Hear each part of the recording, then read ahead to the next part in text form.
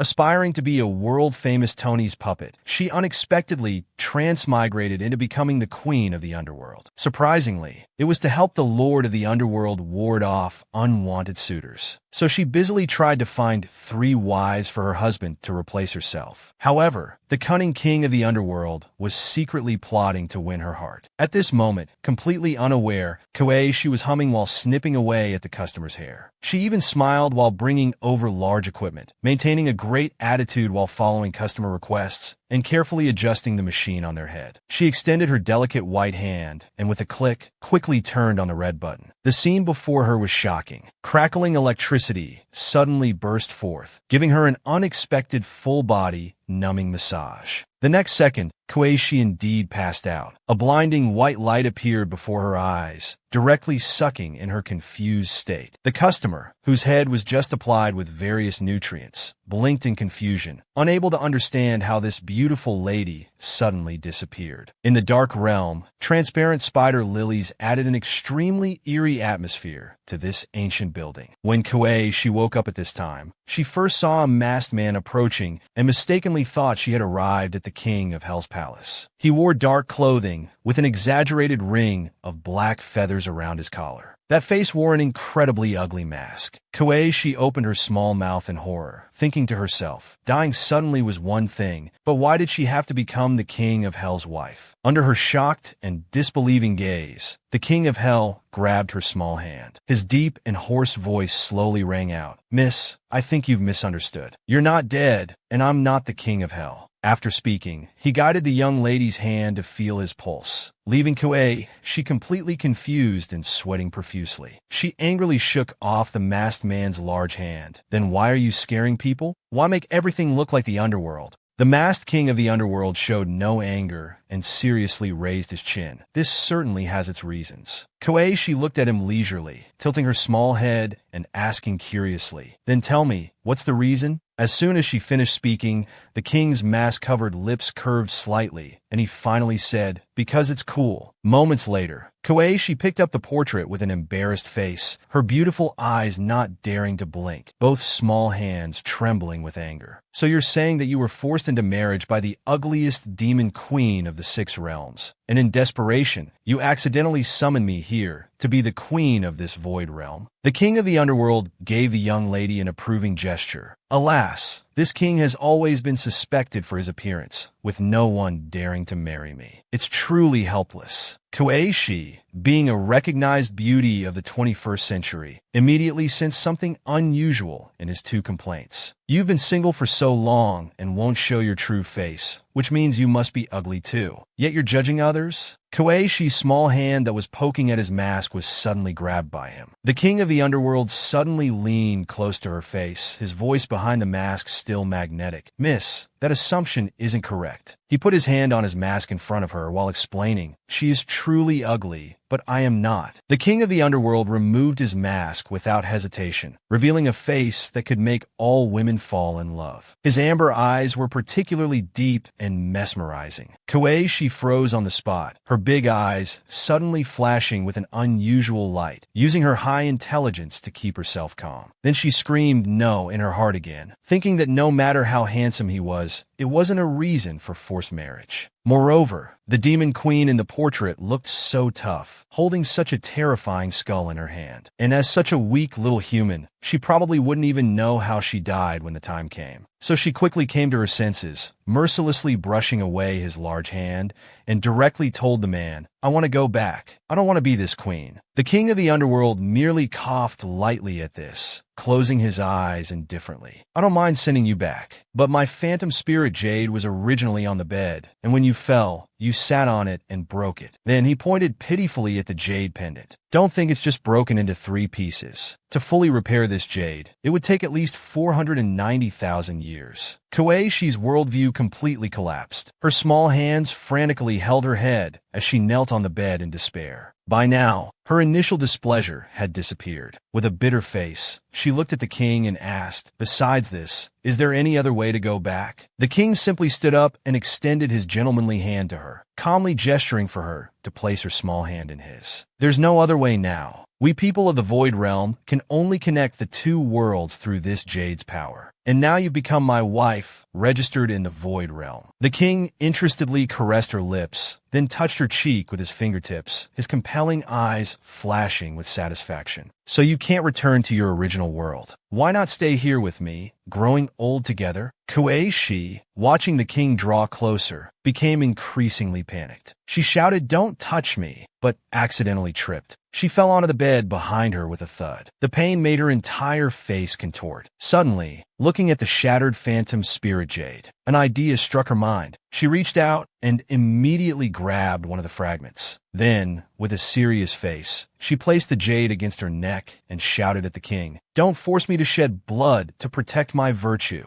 Seeing her threaten suicide, the king became worried and hurriedly tried to calm her emotions. "Don't be nervous. If you really want to go back, I have a method to quickly repair the phantom spirit jade." Hearing his words, Kuei-shi finally calmed down, her eyes fixed firmly on him as she asked what the method was. The king lowered his eyes. "Legend says only the young energy from a royal offspring can mend the jade's essence. So the method is to bear me a child." After speaking, he turned his head and looked intently at Kuei-shi. Kuei-shi was also looking at him, her brows furrowed, eyes fixed straight on the king, thinking, "Have a child? Sure enough, this guy just wants my body." Suddenly, she looked down at the jade fragments on the bed, and a bold idea struck her. "Wait, it just needs to be a child, right? It doesn't necessarily have to be one I bear." With this thought, her face immediately brightened. She extended her right hand to the king. "Deal?" A promise made cannot be taken back. He had expected her to make more of a fuss about this method, but surprisingly, she agreed so readily. This left the king somewhat confused, looking at her with questions all over his face. However, her agreement was a good thing. He could figure out how to handle future matters later. So the king extended his left hand to her. Their hands joined together, sealing the deal that couldn't be taken back. At this moment, Kuei-shi couldn't help but smile thinking about her plan. She thought, "Once I match you with someone, won't there be plenty of people to bear your child?" Seeing her return to her cheerful self, the king felt relieved. Suddenly, his expression changed as he stared intently at Kuei-shi. He noticed a small wound on her neck that was bleeding, probably from when she had held the jade fragment against it earlier. Realizing this, his brows furrowed tightly as he stared at the wound, lost in thought. Then he held Kuei-shi's hand and slowly moved closer to her, his eyes fixed on her neck. His focused and alluring gaze immediately captivated Kuei-shi. She lifted her head, eyes unblinking as she stared at his handsome face. Her heart was pounding rapidly. The man before her suddenly drew closer and closer, then kissed her forehead. This moment left Kuei-shi frozen in place, thinking he was about to force himself on her. Time passed unknowingly as the king continued kissing her forehead. Kuei-shi finally snapped back to reality from her reverie. Her eyes widened immediately, and her brows furrowed tightly. Seeing he had no intention of leaving, she gritted her teeth and lowered her eyes, feeling anger rising within her. Then she clenched her right hand tightly, raised it high, and swung hard at the king's handsome face, shouting, "Pervert!" She closed her eyes tightly, not daring to look at him, continuing to swing her fists wildly. "I'm going to beat you to death." After the king came to his senses, he quickly grabbed her flailing fists and tried to calm her down. "Don't be agitated. I was just placing a protection spell on you.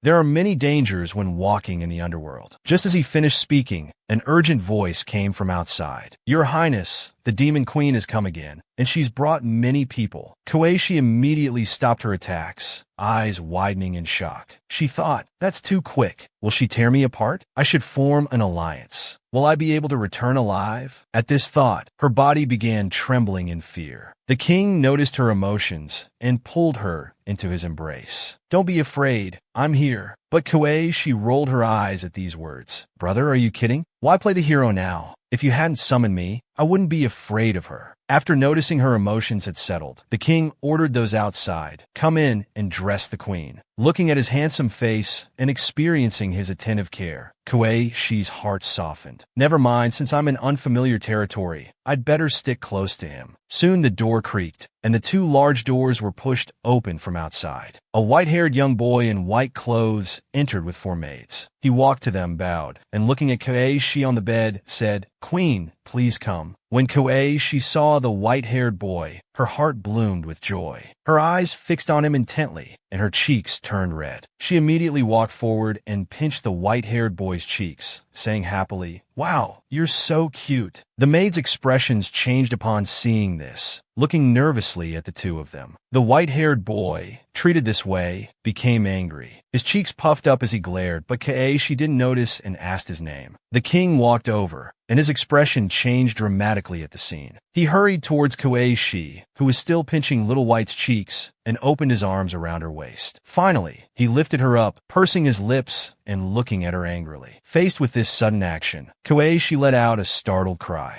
Then they disappeared from Little White's presence. As they left, the king said, "Little White, we won't trouble you. I'll personally take the queen to change." He quickly brought Keiichi to a room. Upon reaching their destination, he carefully set her down. Then he immediately turned and slammed the door shut. Just then, the ground began to shake violently. Keiichi started losing balance, swaying left and right. She fearfully shouted, "What's happening? Is it an earthquake?" The king walked to her, pulled her into his embrace, and explained, "Little White is several thousand years old. He hates it most when people touch his face." Outside, the scenery was shaking violently, accompanied by terrifying rumbling sounds. Others standing outside, witnessing this scene, asked what was happening, why everything suddenly started shaking. A voice rang out, "I'm so excited. I heard we can see His Highness's true face today." Another person said, "What's there to be excited about, His Highness? Haven't there been enough rumors over the years? He always appears wearing a mask, and his appearance is said to be quite frightening. I'd rather see our new queen. I heard she's from another realm. I wonder what people from other realms look like." It said the demon queen originally wanted to marry His Highness. Now that he's married a queen from another realm, there'll be quite a show. The six realms say the demon queen is known for her cruel and violent nature. Her methods are extremely brutal. Who knows if this new queen can withstand it? Just then, a red light suddenly appeared before them. Someone immediately shouted, "She's here! The demon queen is here!" As soon as the words fell, a violent gust of wind blew towards them, making it impossible to keep their eyes open. After a while, as the wind dispersed, a blood-red luxurious carriage emerged from the light circle. 2 rows of soldiers followed behind the carriage. The carriage was pulled by a 4-legged beast. It flew down from the sky and landed steadily on the ground. A haughty voice came from inside the carriage. "Such lowly creatures dare to gossip about me." After speaking, she controlled the carriage to continue into the underworld. The surrounding people hurriedly made way, afraid of incurring her wrath. The demon queen sat leisurely in her carriage, pretending to doze. "King of the underworld, let's see what kind of trash you found that made you reject me." Then she looked at her attendant beside her. "Later, let's give this pitiful new queen a grand gift." The attendant quickly bowed and replied, "As you command." After this grand procession entered the underworld, a voice announced, "His Highness arrives." The underworld king and Keiichi, dressed in matching clothes, descended the stairs hand in hand. Thunderous voices suddenly rang out, "Welcome, Your Highness and the new queen." Keiichi, forced to dress extremely gorgeously, stood tensely beside the underworld king, internally giving herself encouragement. "Make the best of it. Once I finish acting out this wedding for the demon queen to see, I can go home and continue being Tony." The female onlookers around exclaimed, "Heavens, is that the underworld king? He's so handsome. Why did he wear a mask before?" The male spectators further back were also surprised. So that's the queen from another realm. She's even more beautiful than a celestial maiden. We're in love. The man standing in the main position suddenly raised his hand, his eyes extremely serious. A crystal-clear hairpin materialized in his hand. He expressionlessly handed it to Keiichi, who looked at the hairpin with slight confusion and quietly asked, "What is this?" The underworld king, not understanding her reaction, personally held it between 2 fingers and inserted it into her hair. "This is the token I've always wanted to give you." The crystal-clear hairpin suited Keiichi's taste. She touched the pearl on the hairpin, thinking, so this is a token? He's really into his role. Placing the beautiful hairpin in his beloved's hair made the underworld king's lips curve slightly. He then rubbed his fingers that had touched her hair. The crowd exclaimed again, "How beautiful! Is that the legendary Xianling flower? It takes 10,000 years for just one to bloom." Meanwhile, the demon queen had quickly entered the area, accompanied by a trembling little maid. The demon queen thoughtfully scanned the opposite side, her pupils suddenly contracting. "It's her? How is this possible?" The underworld king's hand hadn't withdrawn, and the woman before him was looking up at him. They formed a beautiful scene. As the Demon Queen's memories unfolded, it was a day 3,000 years ago. She was still a young girl wearing a pink dress. She was climbing a mountain for a fruit, with only vines hanging down the mountainside, making her climb up step by difficult step. Unexpectedly, a monster appeared behind her, opening its fang-filled mouth with a crackling sound, about to bite her side. The young queen quickly turned around, sensing something. The two antennae on her head flashed like radar, and her delicate brows furrowed deeply. Obviously, the monster wasn't afraid at all. It suddenly opened its 6 eyes and crawled forward rapidly with its numerous legs. The young queen hurriedly stretched out her small hand to stop it. Her delicate voice suddenly became sharp and bold. "Beast, I am the Demon Realm's princess." The monster didn't care who she was. It rammed its head against the mountainside. Fortunately, the young queen managed to dodge in time using her magic power. But she had merely dodged the monster's attack, completely forgetting she was climbing a mountain. Thus, she fell unexpectedly. Her rapidly falling body was suddenly saved by someone who used their body to shield her from the fierce wind, relieving her fear of death. The young queen stared dumbfounded at the supreme god who saved her. His hair floated in the wind before her face. From that moment, her little heart began to beat wildly. The supreme god then had silver long hair, wore a mysterious ornament on his forehead, and had a round pendant on his neck just like hers. He firmly held the young queen with one hand and coldly extended his other hand. Supreme power emerged from his palm, causing a fierce wind to blow around them. That power struck the monster, countless light marks passing over it, and ice spikes appeared one after another on its body. After handling everything, the supreme god showed no interest in dealing with this little girl who seemed to worship him, so he slowly closed his eyes. But he didn't let go. The young queen's oversized robes were disheveled by the fierce wind, but he remained unaffected as he carried her down the mountain. Unexpectedly, after they both landed,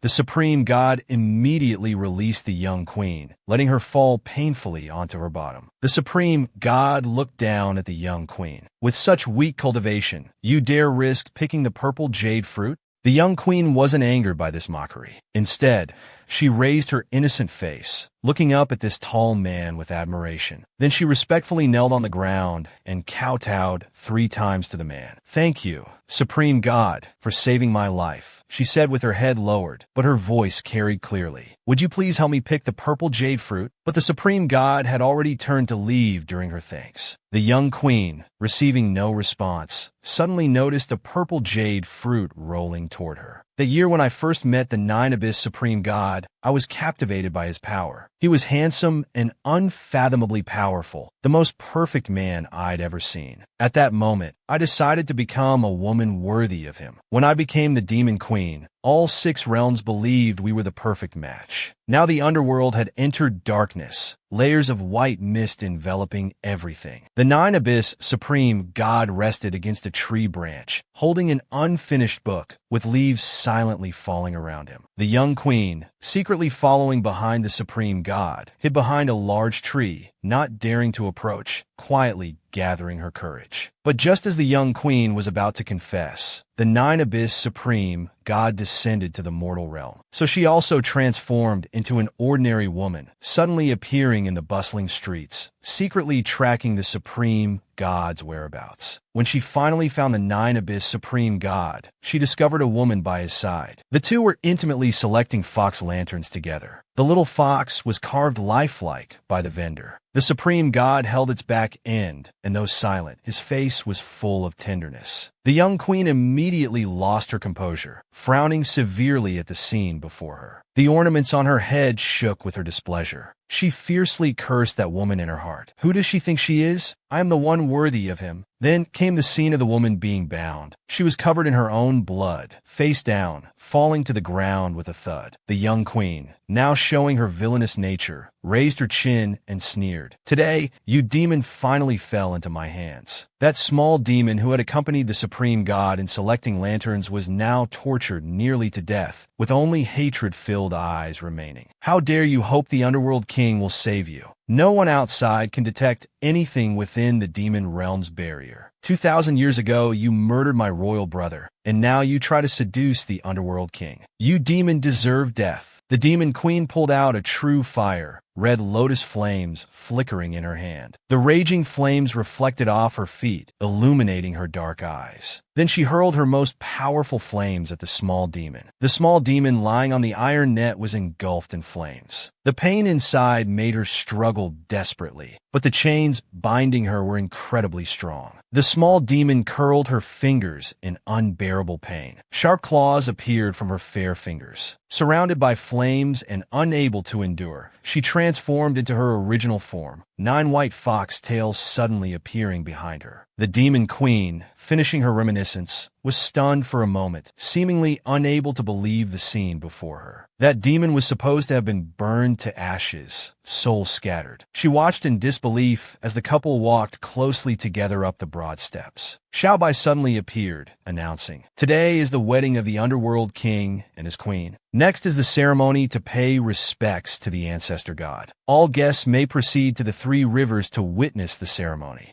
She followed the Underworld King, confused, and seeing the dark red carriage ahead, asked uncertainly where they were going. The Underworld King embraced her, gazing at her lovingly, and explained they were going to the 3 rivers to pay respects to the ancestor god. A flying horse pulled the dark red carriage, soaring into the sky within moments. It was an age-old rule of the underworld that only a woman truly devoted to the Underworld King could cross the 3 rivers with him and receive the ancestor god's blessing. She showed a puzzled expression, silently mouthing the words "true devotion" before looking worriedly at the Underworld King. The Underworld King, knowing her concerns, gave her a reassuring look, saying there was no need to worry. The ceremony would proceed smoothly.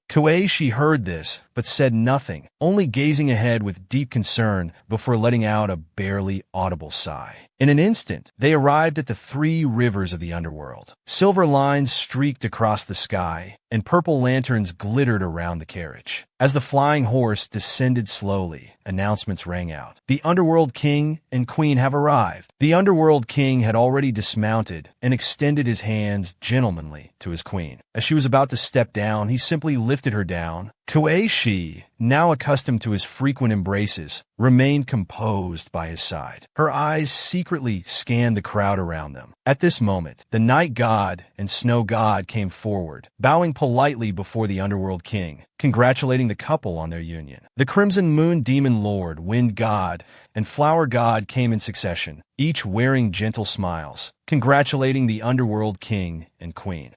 Shi, as the Underworld Queen, marveled internally, thinking these must all be important figures of the 6 realms, wondering if he really had such good connections. Suddenly, a handsome man appeared from behind. His pink clothes didn't make him look feminine. Instead, they added a unique atmosphere. But his aura was suddenly interrupted as he extended his slender arm forward, shouting "Huan Huan" while waving energetically. The Underworld King instinctively raised his hand, politely declining the other's enthusiastic approach. This pink-clothed man's behavior left she somewhat dumbfounded. The Underworld King quietly called out "Moonlight Immortal," while the latter, waving both arms, complained, "What's this? Still so cold and distant."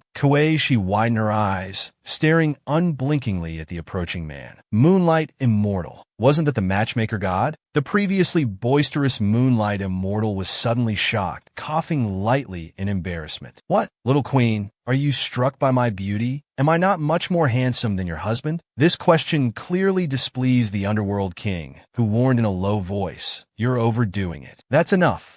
She stood rooted to the spot, her mouth twitching at his antics, as she watched the two with an exasperated expression. She selectively ignored the chattering matchmaker god, calmly looking at the surrounding crowd before giving them a friendly little wave. The Moonlight Immortal crossed his arms, looking at Shi. "No wonder Huan Huan rejected all the matches I suggested. He already had someone in his heart. The Heavenly Emperor sent wedding gifts, which I've had delivered to the Dark Palace. Of course, I also prepared my own special gift. Your ceremony is about to begin." She followed the Underworld King to the ceremony entrance, still caught up in the previous scene, thinking how interesting that matchmaker god was. Seeing her staring to the side, the Underworld King unceremoniously pulled her into his embrace. Although she closed her eyes in pain, the jealous underworld king wouldn't let go, reminding her not to look around and mind her manners. She twisted her body in displeasure, waving her small hands wildly in front of him, shouting angrily, "Let me go! You're so annoying!" The demon queen suddenly appeared before them, staring proudly at the underworld king, then concealing her inner thoughts, loudly congratulating him. Kuei, who had been struggling in the underworld king's embrace, suddenly looked up at the voice, becoming completely still. The demon queen only looked at the underworld king, saying, "It's been a long time. I didn't expect our next meeting would be on your wedding day." Kuei-shi's expression became flustered, large beads of sweat rolling down her cheeks. This woman's aura was so strong, and why did she look so familiar? The underworld king politely cupped his hands with her, saying, "Demon Queen's presence today is a great honor for me, you." Kuei-shi's mouth opened slightly in sudden realization. The Demon Queen? Was she this powerful? And so young and beautiful, with such an enchanting figure? The Demon Queen felt her gaze and gave her an emotionless glance. She was actually drawn to this small demon's current incarnation. A silver light flashed before Kuei-shi as she thought in shock. Is this the same person from that portrait? The supposedly ugliest woman in the 6 realms? My goodness, do all women in the demon realm have such devilish figures? Look at that enchanting figure and composed aura. Except for that strange pair of feet, though they look odd, they somehow suit her forehead perfectly. But her face is absolutely beautiful. She has purple eyes like Maybelline mascara, and those flame-red lips are the perfect finishing touch. She cursed internally at someone who had called her the ugliest woman in the 6 realms. Was he blind? The Demon Queen was also sizing up the woman before her, her nose twitching slightly as she concluded internally that this was completely the aura of a mortal. Kuei-shi's previously cheerful mood turned pale as she swallowed nervously. Would she kill her right here? The matchmaker god and others formed 2 rows as the auspicious time arrived. Everyone fell silent at the same moment. Xiao, suddenly extended her small hand by the river. The newlyweds shall begin, crossing the 3 rivers together, never parting, joining in primordial unity. Kuei-shi nervously gripped his hand, following him to the 3 rivers' edge. Their silhouettes stood out prominently in the night. Threads of silver light wrapped around them, and pink light emerged from their clasped hands. The underworld king gazed straight ahead, his hair tassels tinkling, and told his queen without looking aside, "Hold my wrist tightly, don't let go." Kuei-shi, brought here without knowing why, looked puzzled, frowning slightly before lowering her head and obediently responding with a sound of agreement. He led his queen onto the river, their feet floating above the water's surface. The underworld king raised his chin proudly, leading his interested queen in slow steps as silver lines quickly passed before them in the air. Kuei-shi had never experienced anything like this. When she became distracted by the strange sights below, she began to feel weak. They had reached the center of the river, where starlight appeared in the water and ripples were stirred by the wind. Kuei-shi suddenly exclaimed in his ear, "What's down there?" No, I want to go back." Lin Huan glanced down briefly, showing a flash of impatience. "Don't look down. Don't be afraid when I'm here. They're just souls crossing the river." Kuei-shi stared intently at the river's surface, where her 21st century silhouette gradually appeared. Ming Quan also watched her reflection in the river, his purple eyes contemplating something unknown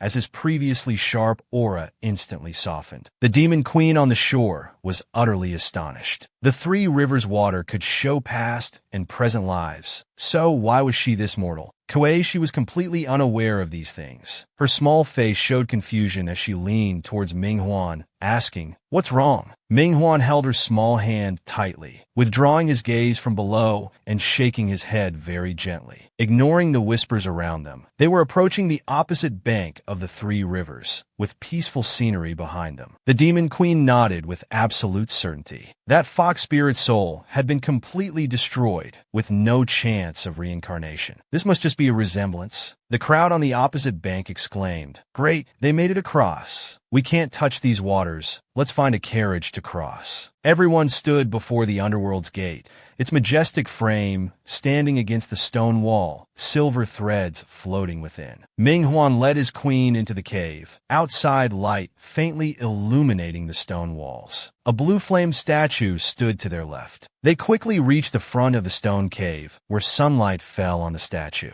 Xiao Bai's voice announced again, "The ceremony begins. Pay respects to the underworld ancestor god." The couple bowed with utmost reverence, starlight falling on their shoulders, indicating the ancestor god's approval. Kuei, she was forced to bow along, internally screaming about not being able to stand these ceremonies. How much longer? Her legs were getting sore. A prolonged voice suddenly echoed above them. Husband and wife bow to each other to join in marriage. As Kuei, she turned towards Ming Huan. She found him already eagerly positioned, waiting for her to complete the matrimonial bow. Just as she was about to bow and end it all, she discovered she couldn't move her body, not even her fingertips. The tension in Kuei's mind suddenly exploded as she anxiously looked at her body. What was happening? Why couldn't she move? Xiao Bai, as their officiant, raised her face to watch their actions as whispered discussions arose around them. Ming Huan also stopped his movements. Powerful as he was, he instantly sensed something wrong and used his spiritual power to investigate her condition. The crowd grew noisy, questioning each other. What's wrong? Why isn't the queen bowing? Is she having second thoughts? The words second thoughts quickly reached Ming Huan's ears. His purple eyes instantly became lifeless as he silently stared at the woman before him. Countless red threads appeared on Kuei's body in corners invisible to others. Inch by inch, they crawled up her slender neck. Though the red threads looked thin and weak, their attack was surprisingly strong, making it increasingly difficult for her to breathe. In the dim light, a ghostly hand suddenly appeared, gently flicking at her neck. With a snap, the red threads broke. Then countless ghostly hands appeared around her, unhurriedly attaching to the red threads until they were all cut away. The mysterious ghost figure who had released the red threads suddenly froze, raising their wrinkled face in shock as intense flames appeared behind them. The ghost hands all retreated as a pair of slender fingers extended around Kuei's waist, gently soothing her soul. Ming Huan cupped his hands again, bowed, and closed his all-seeing eyes, softly telling everyone she was willing. Kuei, being the person involved, was completely confused. The series of strange events that had just occurred left her completely baffled, but she quickly responded to Ming Huan's movements, bowing with him to complete their marriage. Xiao Bai stood calmly in place, and seeing their completed bows, showed no surprise as she quickly shouted to the heavens, "It is done!" Ming Huan took her soft hand as the surrounding crowd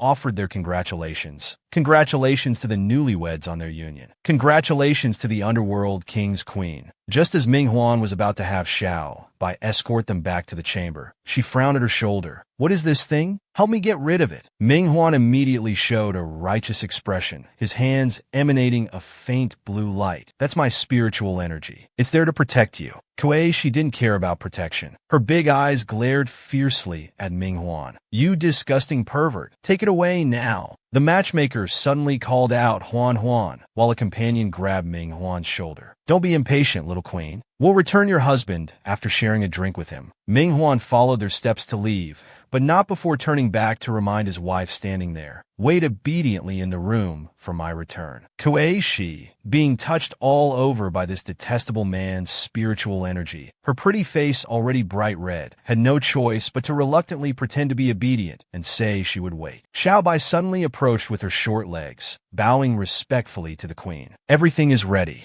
I'll escort you back to the Underworld King's chamber." Ming Huan's spiritual energy remained on her body, but had stopped moving. Kuei, she looked flatly at Xiao Bai, pouting and making a slight retching sound. Ming Huan, surrounded by the crowd, waved for them to follow. "The wine and food are ready. Let's all return to the main hall for drinks." The demon ancestor queen, standing among the crowd, stared fixedly at the approaching Underworld King. She alone didn't follow the main group leaving. The demon ancestor queen's face showed discomfort as she lowered her gaze, trying to catch his attention. She suddenly opened her mouth to say something. As Ming Huan passed by her, he quietly reprimanded this demon queen. "Don't let there be a next time. Mind yourself." He walked straight past her without sparing her a single glance, causing a surge of defiant spirit to well up in the demon queen. So she shouted angrily at Ming Huan, "Why him? Just because he looks like that fox spirit?" No one would answer her question, just like our lofty underworld king, who left her with nothing but an extremely cold back. The demon queen was already exhausted in body and mind, her heart completely shattered. She kept mumbling softly, "Why can she, but not me?" She collapsed to her knees, her small hands clutching desperately at the ground. Yet the people passing by simply ignored her and quickly left. Now alone in the great hall, this lonely and desolate place undoubtedly reflected her current mood. As the demon queen sat slumped on the ground in sorrow, someone slowly walked towards her, their voice full of concern. "Why do you torment yourself so?" Then looking at the person on the ground, they spoke again. "His not pursuing this matter today was to save face for you, demon queen. He doesn't want war between our races." But the demon queen, hearing these words, remained silent with her head down, radiating an aura of heartbreak. Seeing this, that person immediately crouched before her. "Please cherish yourself, your majesty, for yourself and for your demon subjects." Then they expressed their loyalty. "If the underworld king had truly moved against you today, I would have died protecting you." The mysterious Yu Yun Palace stood at the highest point of the Rocky Mountain, its roof illuminated by several bright rays of light. At this time, a pair of fair, slender legs slowly emerged from the pool behind. Kuei, she closed her eyes and couldn't help but let out a satisfied sigh. "I didn't expect there to be hot springs here too, but I'm still so tired. I really want to close my eyes and take a nap." After the maid behind her helped her dress, she lay back directly, but her heart was full of worry. "This demon queen really wants to kill me." She covered her forehead in frustration. No, if this continues, I won't survive. I need to find a way to leave this place quickly." Just then, the house door made a clicking sound, and then it was opened from outside. The underworld king seemed to have just finished bathing too, wearing a red bathrobe left open in the middle, revealing his beautiful 8-pack abs. Seeing Kuei she lying there, he asked if she was very tired. Hearing his voice, Kuei she jumped up quickly from the bed and asked why he was back so early, saying she thought he would be very late. The underworld king slowly walked to her and sat on the bed's edge, looking at her lovingly. "Of course I had to return early. How could I keep you waiting too long on our wedding night?" Hearing his words, Kuei she frightfully retreated to the inner side of the bed, watching him vigilantly. "What are you planning?" "We agreed today was just an act for the demon queen. To make her give up. Don't take it seriously. Our marriage is fake. Help me find a way home. You're the mighty Ming king. You must keep your word." The underworld king stared at her with his alluring golden eyes, stating, "We still need to have a child, don't we? What about the phantom realm?" Kuei she finally calmed down, clutching her clothes at her chest. "Children and the phantom realm aren't urgent. You can't force me. Not unless I agree." The underworld king suddenly reached out and touched her cheek. "Don't worry, I'll keep my promise. Not unless you agree." As he leaned in, she quickly raised her hands to block him. While avoiding his touch, she showed an awkward expression and said embarrassedly, "Why don't you go sleep in another room?" Unexpectedly, hearing her suggestion, the underworld king came right in front of her, staring intently. "Me, the great Eugean underworld king, sleeping in another room on my wedding night? Do you want me to become the laughingstock of all 6 realms tomorrow?" He then pushed her down onto the bed. "You're being so cruel to your husband. Maybe I should just take you now." These words startled Kuei. She pushed against his chest with both hands, trying to push him away, her expression full of panic. "Not now. You can't go back on your word." Seeing her so frightened, the underworld king decided to stop teasing her. He slowly leaned close to her face, gazing at her lovingly. "All right, I was just joking."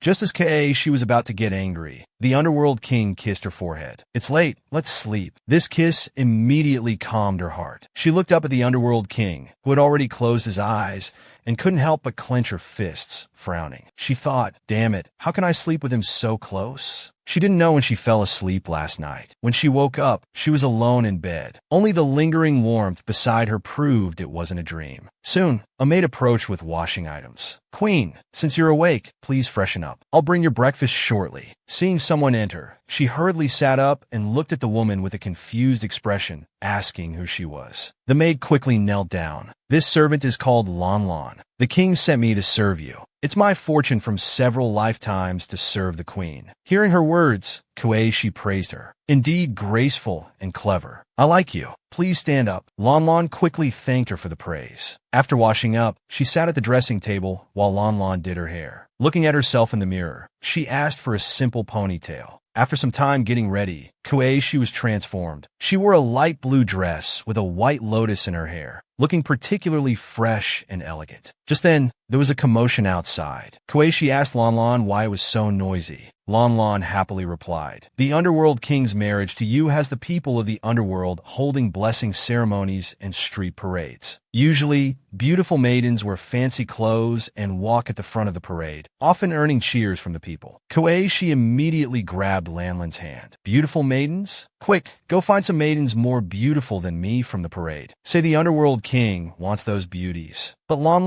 looked shocked and hesitated to leave. Seeing her hesitation, Kuei pushed her toward the door. "Hurry, before all the ladies leave." So Lan had no choice but to rush out. Much time passed, and Kuei grew bored waiting in the room. While eating, she wondered why it was taking so long. Perhaps the ladies aren't willing? Just as she was about to go out and look herself, Lan's voice came from outside. "My queen, I've brought them." Hearing this, she quickly stood up. "Let them in." Outside the door, 3 beautiful women slowly entered the room. The leader wore pale yellow clothing, while the 2 at her sides wore blue and pink respectively. After entering the room, the 3 immediately knelt down and bowed. Lady Yunqi, paying respects to the queen. Looking at the 3 of them, Lan felt a wave of panic. What a sin! I brought 3 charming women to compete with my queen for favor. Meanwhile, in a majestic palace standing atop a mountain, a sudden sound broke the silence within. "Your Highness, the queen has brought 3 beauties for you to see." The Underworld King, who had been handling affairs since early morning, was stunned upon hearing this news. He immediately put down his brush and strode towards the bedchamber. Opening the door, he called out, "Kuei, I haven't agreed to this matter of beauties." As soon as he finished speaking, the scene before him left him completely shocked. Little Bai, who had followed him, also stood there with his mouth agape in surprise. The beauties brought for the Underworld King were all gathered around Kuei. When they heard the sound at the door, they all looked up towards it. The Underworld King immediately entered the room and looked at the women surrounding his queen. "What are you doing?" Seeing him arrive, Kuei hurriedly waved his free left hand, speaking nervously. "No, it's not what you think." 2 of the women immediately fell to their knees, leaving only Yunqi still clinging to Kuei. The Underworld King angrily shouted at them, "You women, get off my queen immediately." Little Bai watched them with a blank expression, thinking, if these 3 were men, there would probably be bloodshed right now. After all the women left Kuei-shi's side, the Underworld King ordered everyone to leave. Hearing the command, they all bowed and prepared to depart. This servant takes leave. After they all left, the Underworld King strode directly to him. Kuei-shi watched his movements, unsure of what he intended to do. Just then, the Underworld King suddenly reached out his right hand towards him. Seeing his approaching hand, Kuei-shi's face suddenly changed, becoming frightened. He thought, "Oh no, is he going to hit me over this?" Thinking this, he quickly covered his face with both hands, closing his eyes tightly. But he felt a gentle touch on his cheek. He realized, oh, he's not going to hit me. The Underworld King caressed his cheek, looking at him lovingly. "I believe you. We'll discuss the matter of the beauties later." Saying this, he suddenly pressed him down onto the bed and lowered his head to look into his eyes. "Don't be so intimate with others in the future." He quickly nodded, indicating he understood. But the person above him didn't get up, instead moving closer and closer, making Kuei-shi start to panic. Just then, there was urgent knocking at the door. "Your Highness, there's an urgent matter to report." Hearing this, he finally raised his head to look at the door, and Kuei-shi let out a slow breath. Seeing him look back at himself, Kuei-shi hurriedly urged, "If there's business, you should go handle it quickly." So the Underworld King left his side, lowering his eyes to look at him. "Then I'll go first. Rest well." After going outside, the Underworld King leaned against a wall, clutching his chest. Little Bai hurriedly asked, "Your Highness, are you unwell? Should we call for someone?" The Underworld King shook his head, eyes closed, brows slightly furrowed, his voice full of discomfort. "No need. I just have chest pain from being angered by the queen." Hearing this, Little Bai didn't understand, so he looked at the Underworld King questioningly. "Didn't you just say you trusted him?" After a while, when he recovered, he looked seriously at Little Bai. "Tell me, could it be that the queen is using the excuse of finding beauties to keep female companions?" Surprised that his master could think this way, Little Bai looked at him awkwardly, then gave a forced laugh, his mouth twitching as he replied, "That's probably not it." Meanwhile, Kuei Shi, who had just recovered and was sitting at the table drinking tea, suddenly sneezed twice. He thought, someone must be talking about me behind my back. Recalling the scene with Yun Shi just now, his expression became very serious. Could that woman be gay? So he began to carefully recall the initial scene. After they had paid their respects, he asked them to come closer so he could see their faces. Hearing his words, they immediately stood up and came forward. But unexpectedly, the one called Yunqi suddenly grabbed his hand. Then she pushed him down onto the bed, her hands wandering inappropriately, making his face turn bright red. Yunqi removed her upper garment and looked at her lovingly. "I heard you're collecting beauties for the king. Do you think I'm good enough?" Seeing this spring scene before her, she thought this was too much. But now wasn't the time to look at this, so she hurriedly said it was enough. Then he became worried again. Could the king handle someone so passionate? Wouldn't it be too exhausting? Unexpectedly, the other two also rushed forward. "Queen, you can't be biased. Look at me too. If you choose me, this servant promises to satisfy you." Seeing this scene, he felt like crying. After finishing his recollection, he suddenly stood up, slapped the table with both hands, and said with a bright smile, "Good, I've decided." Meanwhile, the Underworld King was still investigating with Little Bai. He held a broken sword, its black flame-covered blade breaking through the underground palace's barrier. The camp had already sealed the flames within. Then he placed the broken sword in the tray in Little Bai's hands and looked at the bookshelf in front. "Is there anything unusual in the underground palace?" Little Bai indicated there was nothing unusual in the underground palace. The assassin hadn't entered. Fortunately, Suing arrived in time. Elite guards had been added, and the barrier was repaired. But the intruding assassin had vanished without a trace. Even Suing and the elite guards sent to pursue were powerless. The assassin's identity remained unknown, but their ability to use abyss fire suggested a connection to the demon ancestor. After speaking, he looked up at the Underworld King. The Underworld King was standing in front of the bookshelf, lost in thought, seemingly pondering something. So Little Bai asked again, "Your Highness, if this person invades the forbidden area again..." Before he could finish, the Underworld King interrupted him. He took out a red tassel. "Place this near the barrier. If anyone intrudes, I'll know." At this time, Kuei Shi walked out from the palace chambers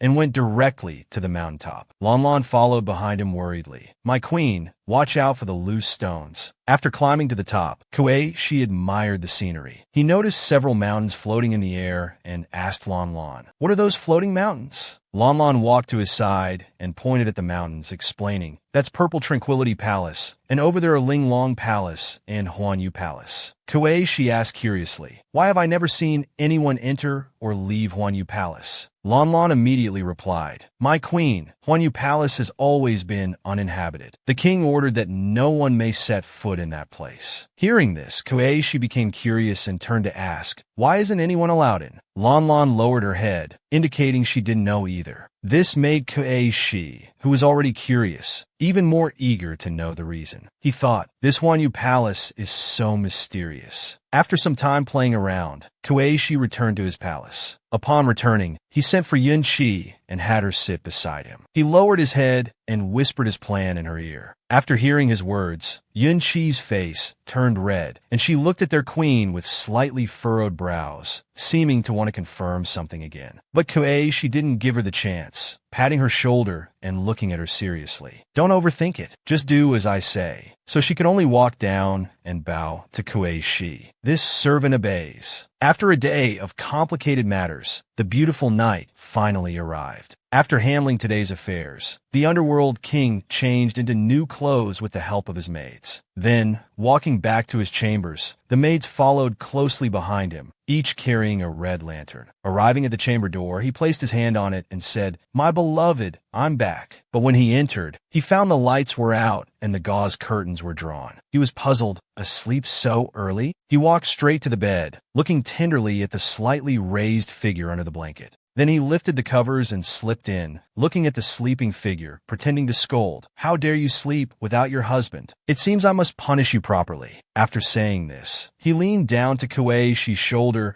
and began placing gentle kisses downward. He turned the person beneath him over and continued kissing their cheeks. But then he noticed something was wrong. Kueishi, why are you so quiet today? When he raised his head to look at the person's figure, he was shocked. He immediately grabbed the person's wrist and turned them over. Yun-chi let out a cry from the pain in her wrist. Then she looked at him with a blushing face. Upon recognizing her, he frowned and said, "Why is it you?" He quickly moved away, grabbing nearby clothes to cover himself. He left the bed and dressed himself. Yun-chi covered herself with the blanket, her expression full of sadness. "Your Majesty, did this servant do something wrong?" By now the Underworld King was fully dressed. Hearing her words, he became furious. "How dare you be in the queen's bed?" Yun-chi sat up, looking at his back, and explained, "Your Majesty, the queen was too cold and couldn't sleep, so she ordered me to warm the bed." Hearing this, he became even angrier. Preposterous. Where is the queen? At this moment, he deeply suspected whether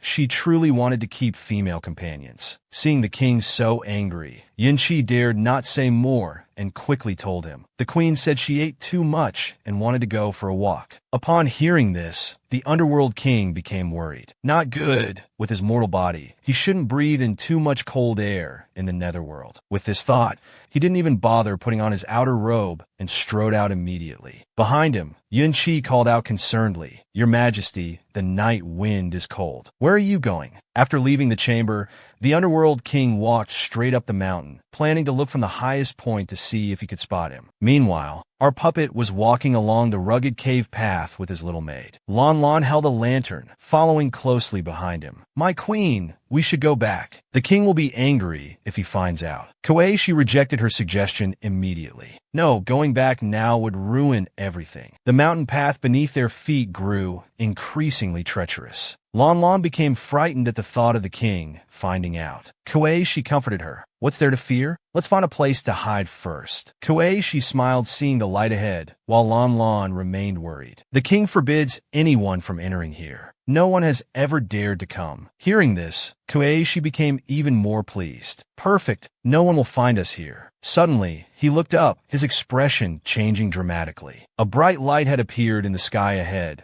with countless small points of light falling down. Ming Huan stood at the edge of a cliff, looking into the distance as countless flower petals floated in the wind. Then, he looked up toward Huanyu Palace in the sky, his expression full of loneliness. "Where are you now?" Afterward, he took out something emitting small lights. The small flower petal in his palm began flying in one direction. After all the small lights had risen, the petal slowly fell back into his palm. Huanyu Palace sat on an isolated mountain. Though uninhabited year-round, it was the most beautiful place in the entire netherworld. When Kuei-shi and Lon Lon finally arrived here, they were both stunned by the sight. They couldn't believe such a place existed in the netherworld, wondering who lived here before. Lon Lon remarked that she had never seen such flowers in the netherworld before. Kuei-shi continued walking forward, thinking that although it was deserted now, the previous owner must have kept it beautifully maintained. After entering the corridor, a strong wind blew towards them. Lon Lon quickly spoke up, "My queen, please wait here. This servant will go look for something we can use." Kuei-shi told her to hurry back, saying he was scared to be alone. Looking at the falling flower petals, he wondered if Huanyu Palace was named after this rain of flowers. As he stood in the corridor admiring the beautiful scenery, a sudden cracking sound behind him made him jump. He quickly looked back, but saw no one. He called out, "Lon Lon, is that you?" but received no response, making him more frightened. So he walked forward again, looking at the empty corridor, and called out Lon Lon once more. "Is that you?" Still no response. He carefully approached the corner, peeking around to see who was playing tricks. But just as he stuck his head out, his forehead was suddenly struck, making him see stars and let out a cry of pain. Opening his eyes and seeing it was Lon Lon, he finally relaxed. "You nearly scared me to death." Seeing this, Lon Lon quickly apologized. "This servant deserves death. My queen, are you hurt?" Kuei-shi touched his chest and looked at her with concern. "I'm fine. Did you hurt yourself? Anywhere?" Lon Lon, now recovered, quickly shook her head. "This servant is fine. Thank you for your concern, my queen." Then she happily produced a brazier from behind her. "Look, my queen, I found a charcoal stove. Now we can warm up the room." They found a room with a bed and entered. "My queen, please go inside. Don't catch cold. I'll heat some water for you to soak your feet." After Kuei entered with the lantern, he sneezed and complained about how cold it was. Lan, holding the brazier in one hand and the lantern in the other, explained, "My queen, you may not know, but the netherworld is always this cold, and it gets even colder at night." Hearing this explanation, Kuei was puzzled. "Then why don't I feel this cold in Yuyun Palace?" While tending to the brazier, Lan explained, "That's because His Majesty ordered warming jade to be placed throughout your palace, even in your bathing spring." Kuei was stunned to hear this, not realizing Ming Huan had been so thoughtful. Lan prepared his foot bath while praising their king. "His Majesty is so considerate of you, my queen. This servant envies you so much." But Kuei didn't understand, frowning and looking at her questioningly. "What's there to envy? All men are scoundrels." The term scoundrel confused Lan. She looked up at her queen and asked what it meant. Thinking of Ming Huan as a scoundrel made Kuei angrier. He explained, "It means they'll go after any beautiful woman." Hearing this explanation, Lan became even more confused, looking at Kuei uncomprehendingly. "But this servant has never seen His Majesty treat any woman so well." Kuei sighed helplessly and told her, "Young girl, you're still too naive. You must be careful of these men." Seeing the queen persist in thinking their king was a scoundrel, Lan could only laugh softly and go along with Kuei-shi's thoughts. After everything was arranged, Lan hung up her clothes and said, "My queen, please rest well tonight. Don't worry, I'll sleep on the couch in the outer room. Call me if you need anything." Then Kuei lay down on the bed contentedly and closed his eyes to rest. But after a while, he opened his eyes again. He couldn't sleep at all. They must have started by now. He began imagining what the two of them were doing. He became even more awake, clutching his blanket tightly, his expression filled with sadness. He wondered if Ming Huan would be angry when he discovered it wasn't him. Still, he couldn't stop thinking about what those two might be doing right now. The more he thought, the sadder he became. He covered his head, trying to control his thoughts. "I should be happy. I'm one step closer to going home." But the more he tried to control his thoughts, the more they wandered there. Soon, his beautiful hair was a complete mess. As he turned over, trying to force himself to sleep, he suddenly felt something under his pillow. He immediately sat up and reached inside the pillow, wondering what it could be. When he pulled it out, it was a jade pendant. Upon closer inspection, he found it was carved with the pattern of a small fox. He lay back down, admiring the jade pendant in his hand. The more he looked at it, the more he liked it, thinking how beautiful it was. Without realizing it, his eyelids suddenly became very heavy, and he drifted off to sleep. Just as he was sleeping soundly, a voice suddenly called out his name, Kuei. He slowly opened his eyes and looked toward the source of the voice. "Who's calling me?" When he became fully awake, he saw Ming Huan sitting in front of him, staring directly at him. "Why are you hiding here? I've been looking for you all night." Seeing him, Kuei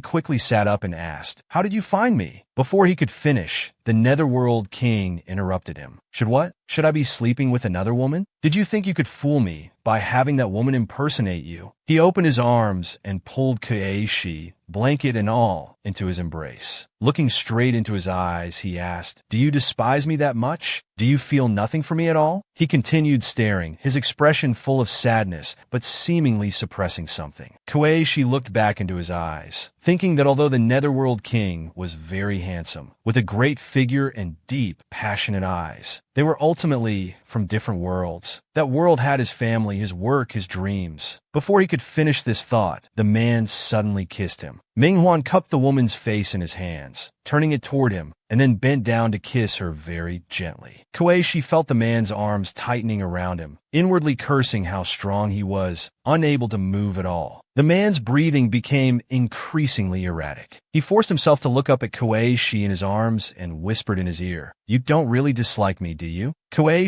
hadn't yet responded, his small face flushed red as he panted softly. At the same time, the man suddenly lowered his head, kissing his collarbone inch by inch. He found himself lost in the other's tenderness, unconsciously lifting his long leg slightly. Suddenly, Ming Huan sat up straight. Two ghostly hands appeared on his body, and a voice sneered ethereally, "You're not worthy of Ming Huan." Kuei instantly regained his senses, quickly grabbed the blanket and sat up, shouting angrily, "Who's there? Who is it? The black, ghostly hands continued caressing his body. A small head emerged behind him, with the same cascade of curly hair as his. Unexpectedly, this ghost suddenly looked up, giving Kuei-shi a cold glance. Its small hand stroked Ming-Huan's chin as it explained word by word. "My name is Kuei-shi." Kuei-shi's pupils dilated in shock as he stared at the woman before him. "How does she look exactly like me?" Frightened, he pointed at the black ghost and demanded loudly, "Are you human or ghost? Let go of Ming-Huan." The ghost tilted its head expressionlessly. "Don't you want to return to your world? Then I'll take your place as the Netherworld King's consort." Kuei-shi gave up trying to talk to her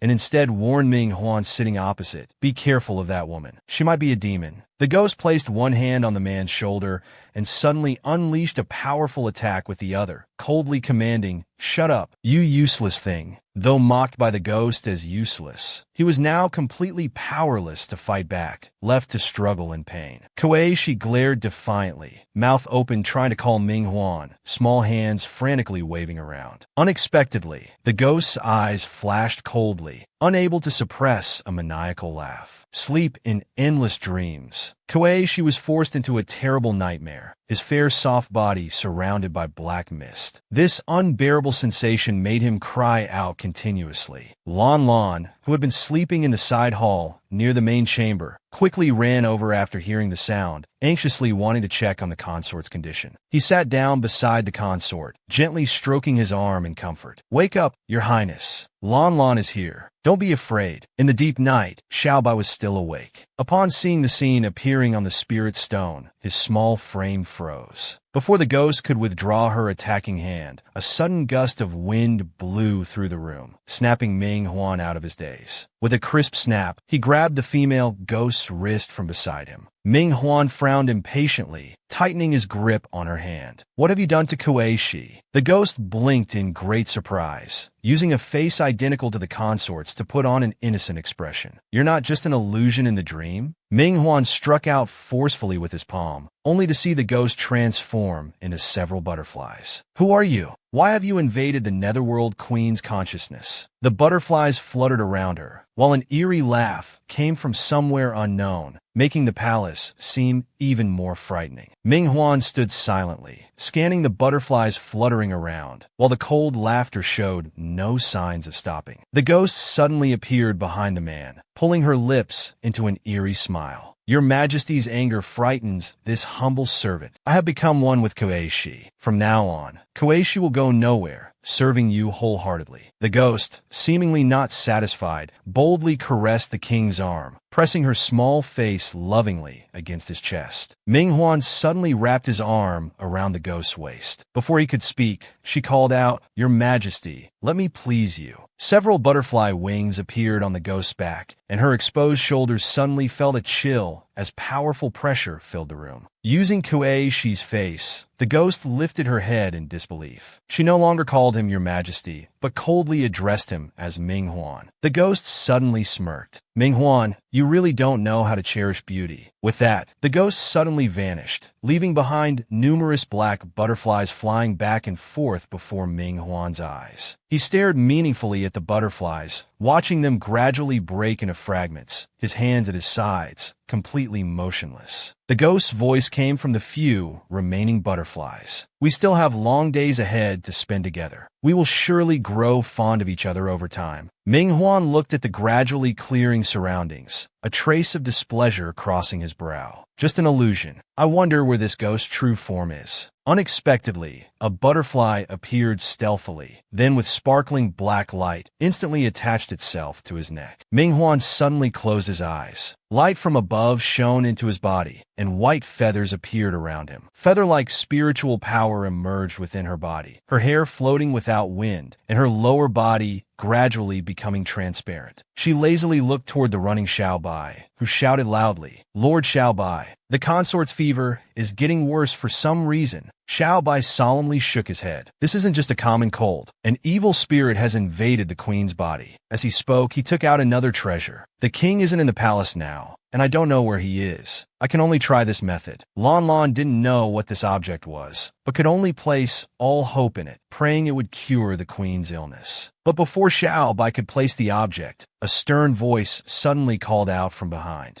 "Stop!" Xiao Bai quickly turned to apologize to the king. "This servant deserves death. I shouldn't have acted on my own to treat the queen. Please punish me." Minghuan quickly walked to the queen's bedside. Though magic can temporarily reduce his fever, it would harm the meridians of his mortal body. Just now, my spirit entered the queen's consciousness and found an unusual ghost that had invaded his body. Lan Lan and Xiao Bai were shocked. Neither had expected such a thing, and they could only imagine how powerful this ghost must be. Koeishi lay weakly on the bed, the ghost's influence spreading throughout his body, with terrible black mist even clinging to his hair. Minghuan informed the two behind him. His mortal body cannot withstand such a powerful spirit. Now his heart meridians are chaotic, and inner fire burns him. Without hesitation, he picked up Koeishi, staring forward with determination. There's no time to waste. This is the only way. Xiao Bai suddenly straightened up, his gaze following his rapidly walking master. "Where are you going?" Minghuan suddenly paused, the feathers around him still swirling, and patiently told Xiao Bai, "Xinjin Bone." Xiao Bai immediately showed strong disapproval. "Your Majesty, Xinjin Bone is the coldest place in the Netherworld. Even you cannot withstand its cold for long." As the ruler, he certainly knew this, but after glancing at the woman in his arms, his resolve only strengthened. It doesn't matter. Being able to freely enter the Netherworld Palace and infiltrate the Queen's consciousness is not something ordinary demons can do. He strode away carrying Koeishi, not forgetting to order the kneeling Xiao Bai to investigate who was behind this. Outside Xinjin Valley was an extremely cold region. Even the cave walls were covered in ice, as if they were the only two beings left in this world. Minghuan entered the spring water without hesitation, arms tightly holding the woman, sharing the cold of the icy spring with her. But upon touching Koeishi's cold cheeks, he decisively decided it wouldn't work. The spring's cold was too intense. So he placed his palm on Koeishi's head, closed his eyes to feel his inner spiritual power, and quickly channeled warm energy. But suddenly he felt something wasn't right, causing him to close one eye uncomfortably. What was this burning pain in his neck? He lowered his head in confusion, quietly observing the spring water. Just as he was about to touch his neck, the small woman in his arms suddenly showed a response. Her small mouth opened with a soft, cold grunt. Minghuan quickly refocused, quickly placing his hand back on her head. "Just endure a little longer. Soon your chaotic spiritual energy will calm down." He forcefully pushed away distracting thoughts, closing his eyes together with the woman in his arms. However,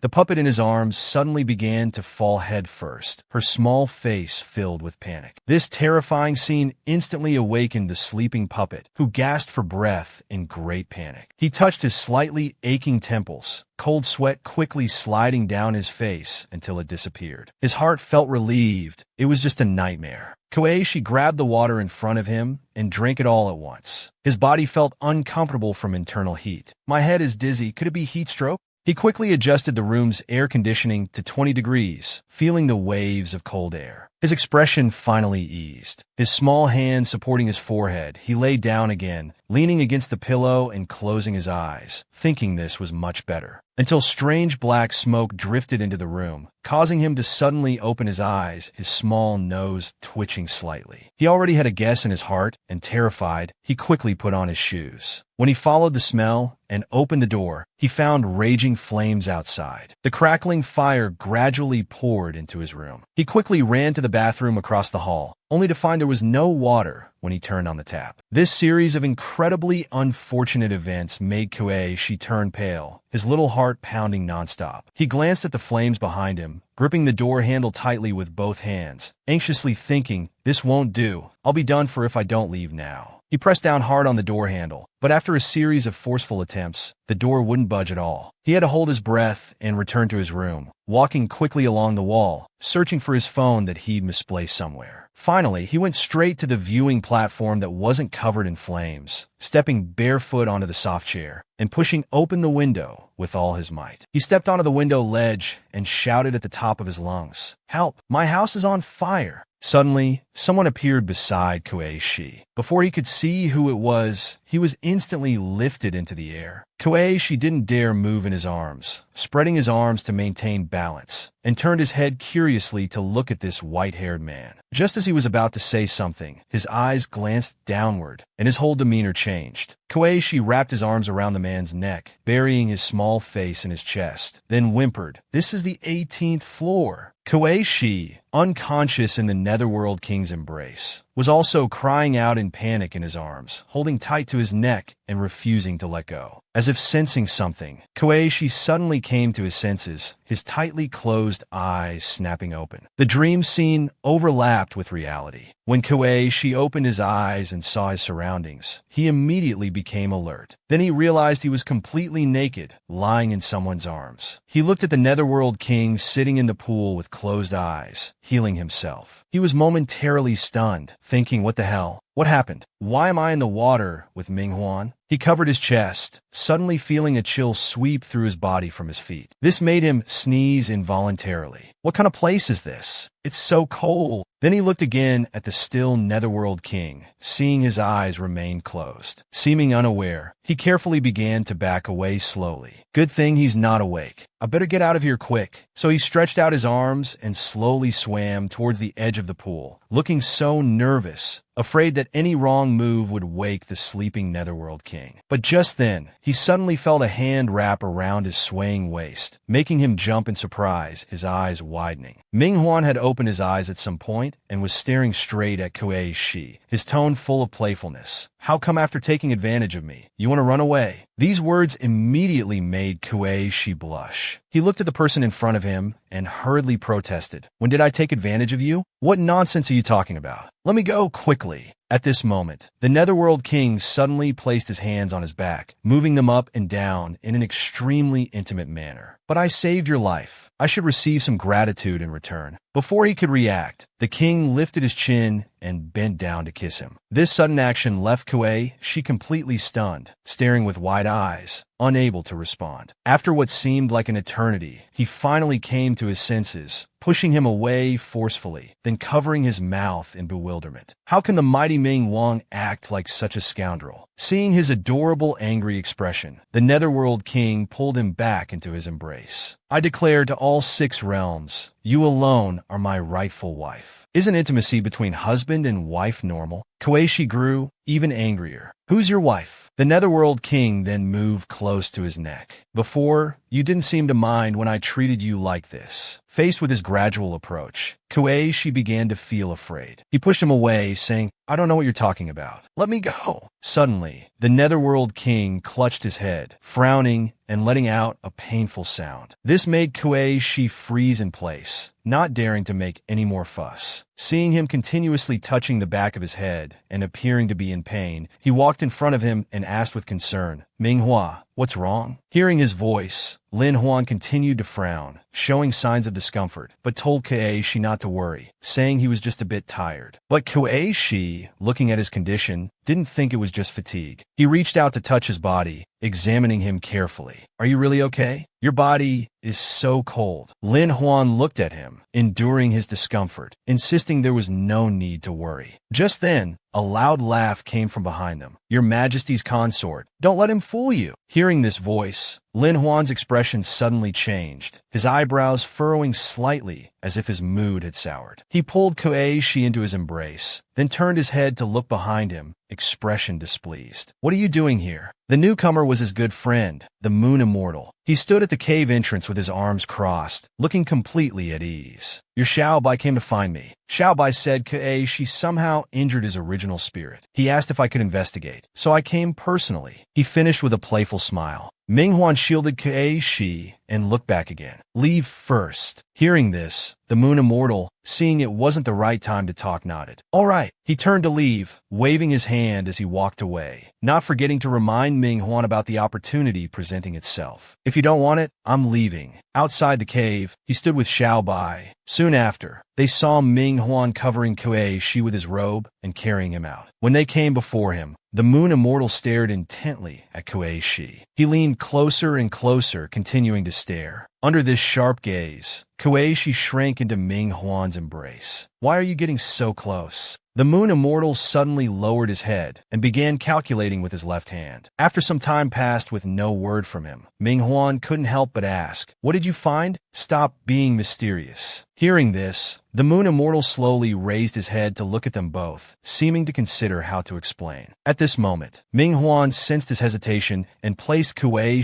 on the ground. "You just recovered, and it's too cold here. Let Xiaobai take you back first." He watched them leave, and only after their figures had disappeared into the distance did he speak again. "He's gone now. Speak freely." The Moon Immortal kept watching Kuei's retreating figure. "I detected the aura of a soul-stealing butterfly on him. As far as I know, in the 6 realms, only the night demons possess similar soul-stealing techniques." Then he looked at Ming Huan beside him. "I've temporarily sealed that person's technique. Kuei is safe for now. We have time to investigate and find a solution." Hearing this, Ming Huan lowered his head and thought for a moment before looking at him. "I'll send people to investigate." The Moon Immortal suddenly put his arm around his shoulder and whispered in his ear, "I also heard that not long ago, your underground palace's barrier was almost breached by the abyss fire." Hearing this, Ming Huan looked at him in surprise. "How did you know?" The Moon Immortal placed his hand on Ming Huan's chest and looked into his eyes. "Nothing in the 6 realms can be hidden from me." Ming Huan brushed his arm away. "I really underestimated you. Your idle position in the heavenly realm truly wastes your talents." Watching his retreating figure, the Moon Immortal called out, "In all 6 realms, besides Lien, no one else can control the abyss fire." Hearing this, Ming Huan immediately stopped and turned his head. "Are you saying the Demon Emperor isn't dead?" The Moon Immortal slowly walked behind him. "I didn't say that. During the Heaven-Demon War in the Wastelands, all gods witnessed He Lien's complete destruction." He looked up at the sky. "With the abyss fire reappearing, the demon clan will stir up bloodshed again. The 6 realms won't be peaceful." Ming Huan turned his head and closed his eyes. "Whatever happens to the 6 realms, I don't care. No matter what. I will protect Kuiti." Then he walked forward. "It's getting late, and he's waiting for me. I'm leaving." The Moon Immortal hurriedly shouted, "I came all this way. Aren't you going to thank me?" Just then, a thunderous sound suddenly echoed in the distant sky, followed by the appearance of a large mass of pink-purple energy. This instantly shocked both of them into stillness. Looking at where the energy was located, the Moon Immortal spoke first. "That's in the direction of the underground palace." Hearing this, Ming Huan immediately reacted, his eyes fixed on that direction, thinking that Kuei was still there. He immediately activated his magic, planning to rush over there. The Moon Immortal hurriedly tried to stop him. "Ming Huan, wait!" Ming Huan arrived at the Yuyan Palace and opened the door. The scene inside instantly shocked him. He saw Kuei, surrounded by a group of black butterflies, his body floating in midair. He immediately walked towards the bed. Looking at the butterflies surrounding Kuei's body, he thought, "These soul-stealing butterflies exist not only in Kuei's consciousness, but can also manifest in reality? This doesn't seem like demon magic." Suddenly, the scene before him began to change. The group of soul-stealing butterflies started flying in all directions, while Kuei slowly began to descend. Ming Huan rushed forward to catch him, but was blocked by a purple barrier separating them. Then the light grew brighter, making it difficult to keep their eyes open. Looking at this barrier, he wondered what it was. The light suddenly dispersed, and the barrier between them disappeared. Ming Huan immediately rushed forward, calling Kuei's name. After checking, Ming Huan finally relaxed. With a serious expression, he looked at the sleeping Kuei.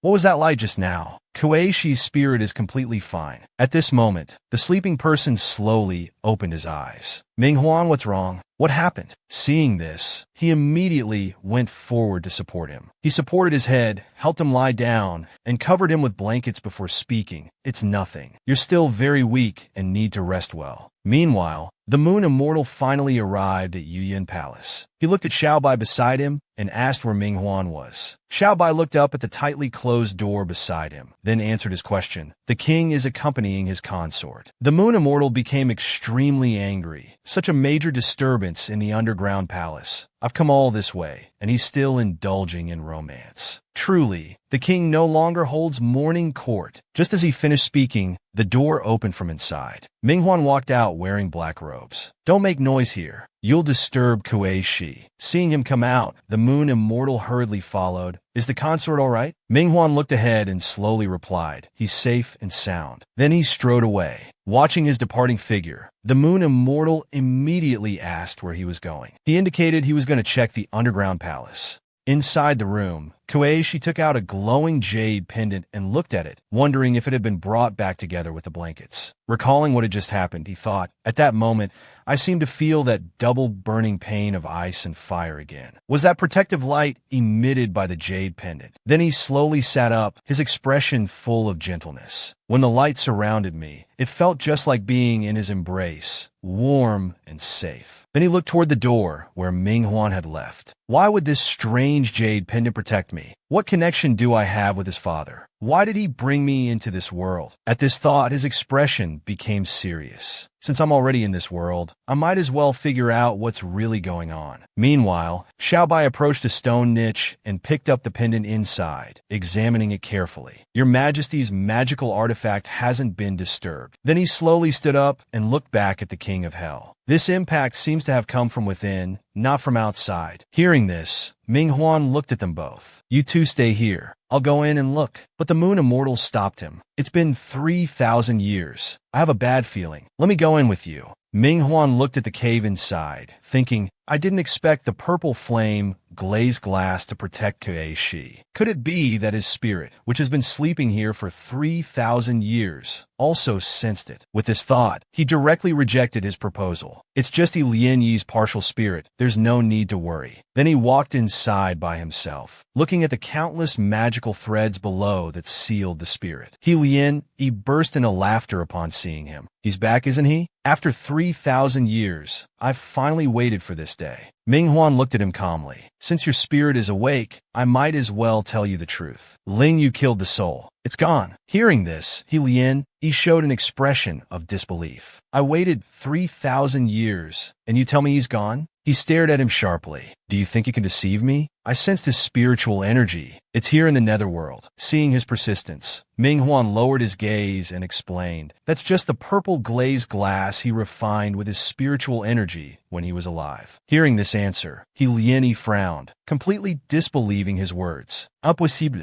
His spiritual energy is so familiar, so real." Minghuan continued persuading him. Karma and reincarnation were his fate. Since he has returned to nothingness with all grievances, perhaps you should let go of all grudges too. He laughed coldly, as if hearing a joke. "Do you know why I died? How can I let this go?" But Minghuan directly replied, "Your ambition grew too large, wanting to control the 6 realms. Going against heaven led to your downfall." Hearing this, he couldn't help but laugh. Going against heaven? Self-destruction? Even the god of the netherworld learns from those hypocritical heavenly soldiers, deceiving yourself and others. When heaven darkens, don't you want to rule the 6 realms? Heaven's way has its rules. Since you're so stubborn, I can only keep you imprisoned in this underground palace for eternity. If you can cleanse yourself again, perhaps there will be new opportunities. Lien Yi's expression changed suddenly as he watched the magical formation slowly descending from above, his eyes flashing with killing intent. He immediately shouted at the sky, "Minghuan, you dare use the soul suppression technique on me?" As soon as he finished speaking, an ice blue formation enclosed him. He continued shouting, "Minghuan, you think this underground palace can trap me for eternity?" The Moon Immortal, who had been waiting outside, was extremely anxious. When he saw Minghuan come out, he hurriedly asked, "How is it? Has the Demon Emperor's spirit really awakened?" Seeing him nod, the Moon Immortal was shocked, staring at him with terrified eyes. "Heavens, what should we do?" Then he immediately followed his footsteps. "This is no child's play. I should report to heaven. Let the celestial tribe imprison this menace." Hearing this, Minghuan suddenly stopped. "Let me ask you, what is the netherworld?" The Moon Immortal was stunned by this question, not knowing how to answer. Minghuan looked at the distant sky. This netherworld created by the ancestral god was meant to be a prison, a place to guide souls and imprison evil spirits. "It's my duty," he hurriedly expressed. "I'm worried about you.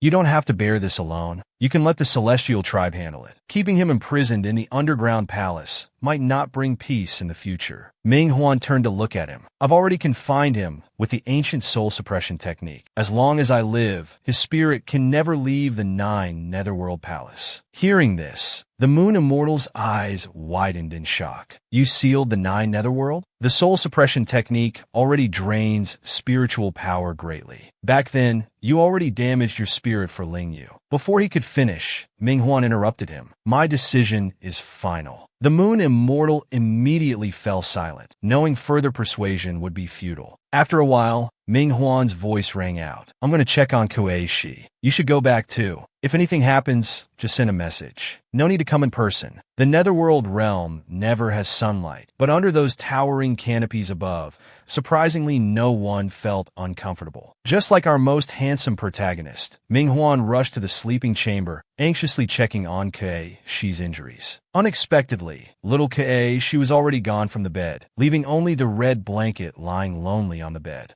Kuei Shi walked while praising Lan Lan's skillful hands. Lan Lan followed behind, hesitating to speak. The king ordered that you, consort, shouldn't leave Yuyun Palace. Kuei Shi opened the jade pendant in his hand. I'm just returning this to its rightful place. I'll leave after putting it back. Why did this jade pendant resonate with me? I feel the answer lies within the Phantom Palace. The two quietly arrived at the Phantom Palace. Kuei Shi carefully surveyed the surroundings. There are many rooms here. Let's look inside. Kuei Shi found this palace very strange. Built so magnificently, yet uninhabited. Ming Huan forbids people from approaching. This palace must hide some secrets. The two slowly walked to the innermost part. Kuei Shi became even more cautious in checking for mechanisms. Unexpectedly, there was a door ahead. He walked past Lan Lan straight ahead, stopping only at the door. Then he pushed hard, discovering the wooden door pattern. Just as he was about to turn away, the wooden door suddenly made a clicking sound and opened slightly by itself. So he stepped inside without hesitation, discovering an extremely luxurious interior. Several wisps of white fragrance were faintly visible in the air. Kuei Shi was suddenly attracted by this pleasant floral scent and began speculating internally. The original owner of this place must have been a woman. Through the layers of gauze curtains, a painting hung on the wall. Kuei Shi walked straight toward it without taking his eyes off, stopping in front of this enormous painting. This large painting caught his attention and stirred something within him. He could only stare intently to observe the details. And it was painted a beautiful woman in pink clothing. Upon closer inspection, one would notice this woman looked like himself. The figure in the painting was lifelike. Even the accessories were exceptionally beautiful, showing how much emotion the artist had invested. Kuei Shi sighed inwardly, his hand unconsciously touching the painting while his mind traced its unusual features. Suddenly his hand withdrew as if electrified, his small face showing indescribable shock, seemingly unable to believe what appeared before him. The woman in the painting suddenly began moving, black mist appearing around her body, continuously tightening around her. Ming Huan appeared behind the woman in the painting, his usually calm face showing great anxiety. His wide robes moved without wind. The woman struggled desperately in the black mist, but it directly absorbed her spiritual power, leaving her with only enough strength to extend one small hand. Kuei Shi looked up at the woman in the painting, a crystal tear rolling down his cheek, his straight nose beginning to sniffle slightly. Coming back to his senses, Kuei Shi felt confused, unconsciously touching his jaw. Yami-kun. Ming Huan suddenly appeared in the palace, anxiously calling out, Kuei Shi, are you here? Kuei Shi suddenly raised his head, turning his troubled face toward the approaching man, tears still lingering in his eyes. Ming Huan clearly hadn't expected this, his consort crying in front of the painting, leaving him at a loss for what to do. So he strode to his consort's side, gently stroking his arm, confusion evident in his eyes. Kuei Shi leaned into the man's embrace, shaking his head gently to indicate there was no need to worry. I'm fine, but that painting isn't. He abruptly stopped his next words, his small mouth opening and closing, unsure how to express it, choosing instead to keep it in his heart. Clearly, Ming Huan didn't want to explain further. Holding his consort, he softly comforted, Let's go back, lest you catch cold. Outside the palace, snowflakes had been falling like goose feathers, appearing especially bright in the night. Koeishi was certain he hadn't seen wrong. In that moment, I seemed to feel the woman's sorrow in the painting, which made me unconsciously shed tears. Following the man's footsteps out of the palace, his eyes remained fixed on the building, prompting Lan Lan to quietly ask, "What's wrong?" Koeishi opened his palm, revealing the jade pendant. "I took this by mistake. It doesn't belong to me. I should return it." Still immersed in profound sadness, he didn't expect his body would suddenly undergo such a dramatic change. Manhwa had picked him up in a princess carry, staring at him with a cold face. He brought his face close to Koeishi's, his tone cold but filled with authority. "You are this king's consort. Everything in the palace belongs to you, including me. I am yours." Manhwa continued to watch him quietly as always, as if that domineering statement hadn't just come from his mouth. Koeishi met his gaze, the earlier sadness completely gone, leaving only deep emotion in his heart. While Koeishi was still in a daze, Manhwa swiftly carried him into the carriage, leaving Xiao Bai and Lan Lan to lead the way in front of the carriage. The flying horse instantly took to the air, silently spreading its wings, carrying the four of them steadily through the sky. Koeishi, held in the man's embrace, suddenly raised his small face thoughtfully, earnestly watching Manhwa, who was resting with closed eyes. Something was indeed off. He probably didn't want to explain to me what those paintings were about. Although I was summoned here and became his consort in confusion, I never thought about whether Manhwa had someone else in his heart. Who was that person in the painting? Did you choose me because I look like them?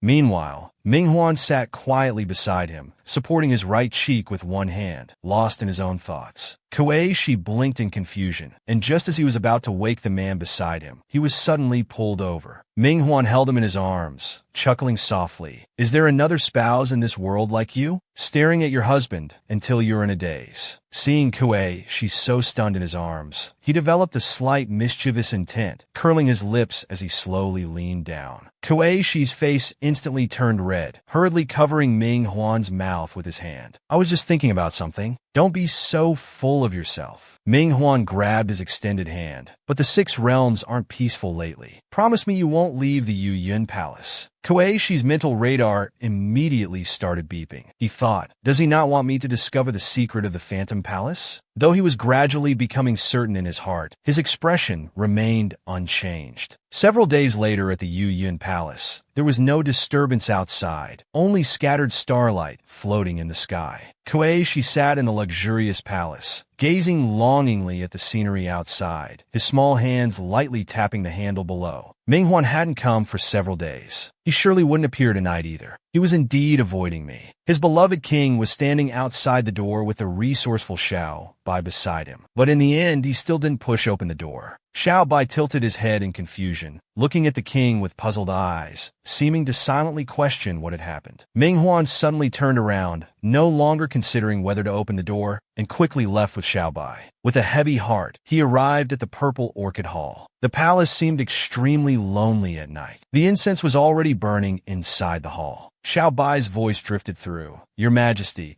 the Wangchuan Road records you requested are all here." His king sat properly at the desk, seriously opening the book, coldly telling Xiao Bai, "You may go rest first." A moment later, Manhwa looked up at Xiao Bai standing opposite, suddenly stopping his page turning. "Do you have other matters?" Xiao Bai bowed respectfully to his master. "You're using the 9 Netherworld soul-suppressing technique, which greatly depletes your spirit. You should rest well." Manhwa lowered his head unmoved. "You look so serious. I thought it was something important." "Never mind, I know my limits. You may go." At that moment, Manhwa thought of Koeishi. To protect him back then, I erased all his aura. Even I don't know what he experienced in his reincarnation. How could he Lien Yi, bound by layers of shackles in the underground palace, sense his return? Although I don't want to experience such heartache again, I must thoroughly investigate this matter to protect Koeishi. Memories returned to many years ago. In his previous life, Koeishi begged in Manhwa's arms, "Please don't let me go. Don't let me reincarnate. I don't want to forget you." Manhwa had promised Koeishi then, "Don't worry, I won't forget you. Even after 10,000 years, I'll find a way to find you." Koeishi didn't want to forget Manhwa at all. Only when he cupped his cheeks and kissed him did he barely accept this fate. Unexpectedly, just after he accepted it in his heart, he instantly vanished before Manhwa's eyes, leaving only air in the man's hands. Ming-Huan sat there dumbfounded, his hands still positioned as if holding the woman. Suddenly, two beads appeared before his eyes, one left and right, one up and down, flickering with pink and white light. Ming-Huan was reviewing his previous memories. He indeed discovered the difference in these two beads. That was the aura of the Chaos Lock. I was too grief-stricken then to notice what the Demon Emperor had done to Keishi. The Chaos Lock must have entered his meridians along with the puppet's reincarnation. To find this Chaos Lock within the puppet's body, he doesn't fully trust me yet. Unity of spirit and flesh, how difficult it is. The night in Yu Yun Palace was extremely quiet, with only red lanterns swaying in the wind. Ming-Huan quietly entered the palace, reaching out to touch the sleeping puppet. The puppet was clearly in deep sleep, unaware of the man beside him who was watching intently. Just as Ming-Huan was about to lean down and kiss his lips, the woman beneath him half opened her eyes and confusedly called Ming-Huan's name. Ming-Huan no longer cared whether the other was still angry. The words Chaos Lock floating in his mind compelled him to kiss the woman's lips. She emotionally embraced Ming-Huan, passionately responding to his actions. Their soft breathing drifted through the room. Xiaobai, returning home, hadn't rested but instead followed his master to Yu Yun Palace's exterior, stopping at a great distance. Standing at the outermost part of Yu Yun Palace, Xiaobai's small hands manifested a purple halo. Only when the purple halo became more apparent did he find where this energy was needed. With a gloomy face, he threw it out. A small dot appeared on the stone wall, surrounded by the purple halo he had thrown. In an instant, a small stone grew roots like a seed, quickly sprouting, then gradually absorbed all the purple energy. Xiaobai carefully observed his surroundings, even his breathing becoming extremely light, afraid others might discover his actions. His eyes flashed with reluctance, as if struggling internally, but he still carried out these actions. Xiaobai hurriedly left this troublesome place, his large bough swaying in the breeze behind him. Unexpectedly, just as he entered the main hall, he ran into the red-clothed puppet, whose steps were panicked as if searching for Ming-Huan. Xiaobai calmly bowed to the royal consort. "My lady, His Majesty just went to Yu Yun Palace." She was stunned upon hearing this, blinking as if disbelieving these words. "But when I woke up at midnight, he hadn't come to Yu Yun Palace." Meanwhile in Yu Yun Palace, the ghostly she embraced the man's neck, breathing softly against him with emotion. Unexpectedly, Ming-Huan suddenly struck, his slender fingers directly gripping his neck, causing him to close one eye in pain. "I knew you would appear when I came. Who exactly are you?" His grip on the ghost's hand didn't loosen, but rather gradually increased in pressure. The ghost frowned in displeasure, her small hands struggling to break free from his grip. "Ming-Huan, aren't you afraid of really hurting him?" Ming-Huan completely disregarded this threat, continuing to grip the ghost's neck tightly. "You should look at where you really are." The ghost suddenly came to its senses, opening its eyes to carefully observe the surroundings. Indeed, it discovered something. The chaotically swirling blue spiritual energy revealed this was the center of the Nine Abyss illusion. Ming-Huan responded faintly. "That's right, you're not the only one who can create illusions. To protect him, I've separated you from his consciousness and imprisoned you here." The ghost kept sighing at the man. You really would do anything for him. However, using both the Nine Abyss soul-suppressing technique and Nine Abyss illusion simultaneously, can you really master both perfectly? Ming-Huan hadn't considered these things. His spiritual energy was nearly depleted, but for the world and Kuei-shi, he was willing to do so. The ghost before him transformed into butterflies again. Even you will lose focus on one while attending to the other. Otherwise, why couldn't you protect him in his previous life? Ming-Huan slowly awakened in the Nine Abyss illusion, lying exhausted on the bed, his silver hair scattered carelessly beside him. He seemed to be pondering the meaning of these words, regretting his own inadequacies, then slowly sat up. Coincidentally, the door was suddenly pushed open with a click that echoed through the empty bedroom.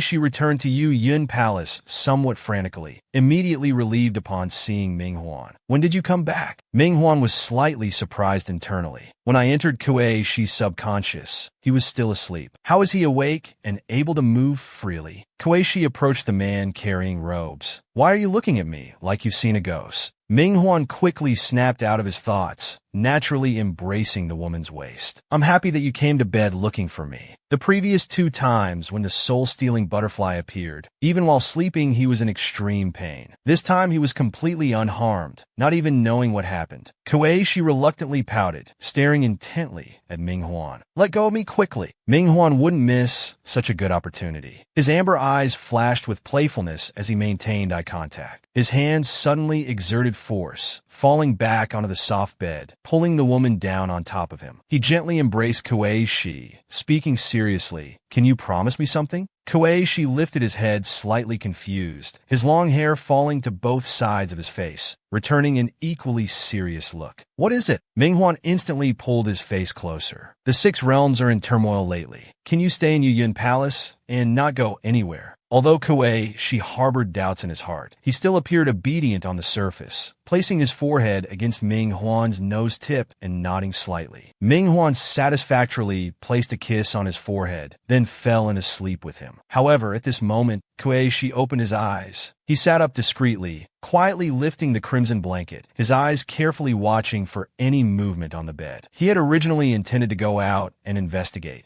but found the sleeping man on the bed too handsome, ending up sitting beside him observing for a long time. After a moment, Kueishi finally came to his senses with a troubled expression. Your restriction on my movement, is it to protect me or to prevent me from discovering your secrets? These 2 possibilities weighed on his mind, so when he looked back at Minghuan's sleeping face, he felt a sense of displeasure. Outside the window, starlight flickered through the moonlight, gently illuminating the entire palace through the gauze windows. Kueishi was bathed in this streak of starlight, making his already fair complexion appear even paler. His eyes contained many unspoken thoughts. Minghuan suddenly awoke from his sleep on the bed, frowning as he looked at the woman on the small bed, lost in thought about something. He stared intently at Kueishi's back, apologizing in his heart. I'm sorry for hiding things from you. It's to protect you better. Kueishi was unaware of his thoughts, gazing at the night view through starlight, like a golden bird trapped in a gilded cage. She, who had awakened at some unknown time, didn't know when he had fallen asleep on the bed. So when he quietly sat up, his small hand touched where the man had slept, immediately feeling traces of warmth. He lowered his head to examine the soft bed beside him. Minghuan's faint fragrance lingered on the pillow, along with traces of his body heat. Lan Lan suddenly pushed open the door with clothes in hand, very happy. My lady is finally awake. Let me help you freshen up. Kueishi was already sitting at the dressing table, letting Lan Lan dress him, his waterfall of long hair cascading to his waist. Lan Lan thoughtfully arranged her lady's hair. The king said your complexion outshines snow. This color will surely look beautiful on you.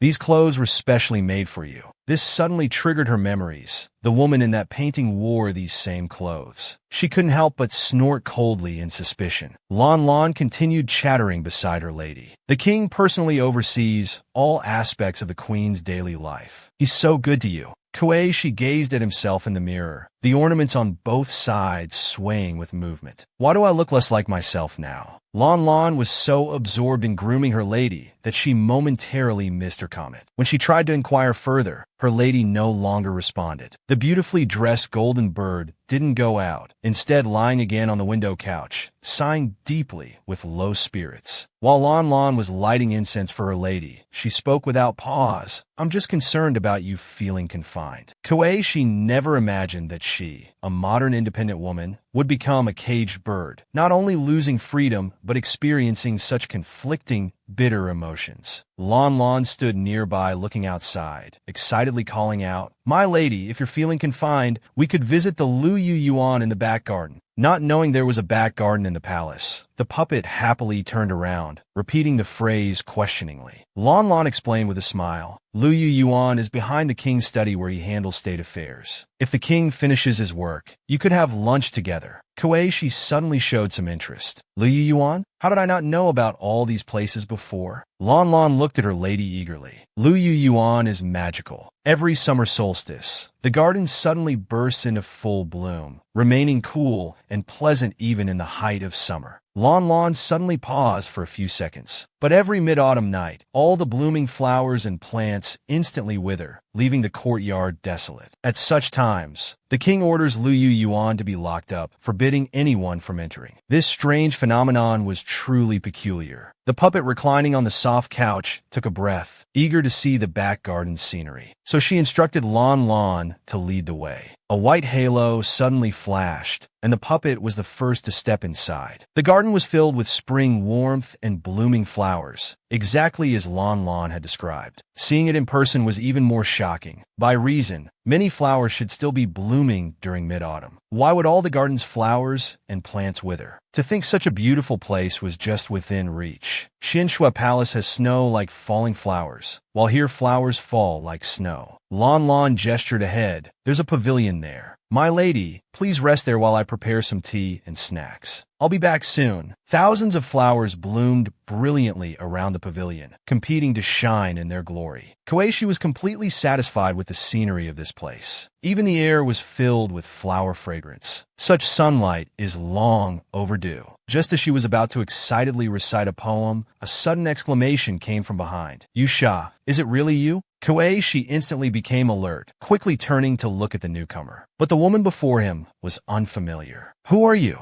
The beautiful girl in red dress unhesitatingly patted her chest, shouting happily at Yusha. I'm Fei Chun. Don't you remember? Koichi strangely glanced at the beautiful girl behind him. He murmured this woman's name, but there was no trace of her in his memories. So he politely stood up and gave the beautiful girl an apologetic smile. I really don't know you. Miss, you've mistaken me for someone else. Fei Chun burst into hearty laughter, her small hand friendly patting the other's shoulder. Koichi quickly twisted away. You really have the wrong person. Fei Chun stopped in utter confusion, staring unblinkingly at the identical face before her. You're really not Lin Yusha? Koichi could only wave his small hand. I don't know any Lin Yusha. Yim Guiti. The following words got stuck in his throat. In his heart, he was frantically complaining about how to explain his melodramatic transmigration to others. Fei Chun had initially believed him that he wasn't Lin Yusha, but upon seeing the ornament at his waist, she became extremely excited. Isn't this the purple mist glass? If you're really not Lin Yusha, how did this purple mist glass end up with you? Koichi seriously defended himself. This jade pendant wasn't originally mine.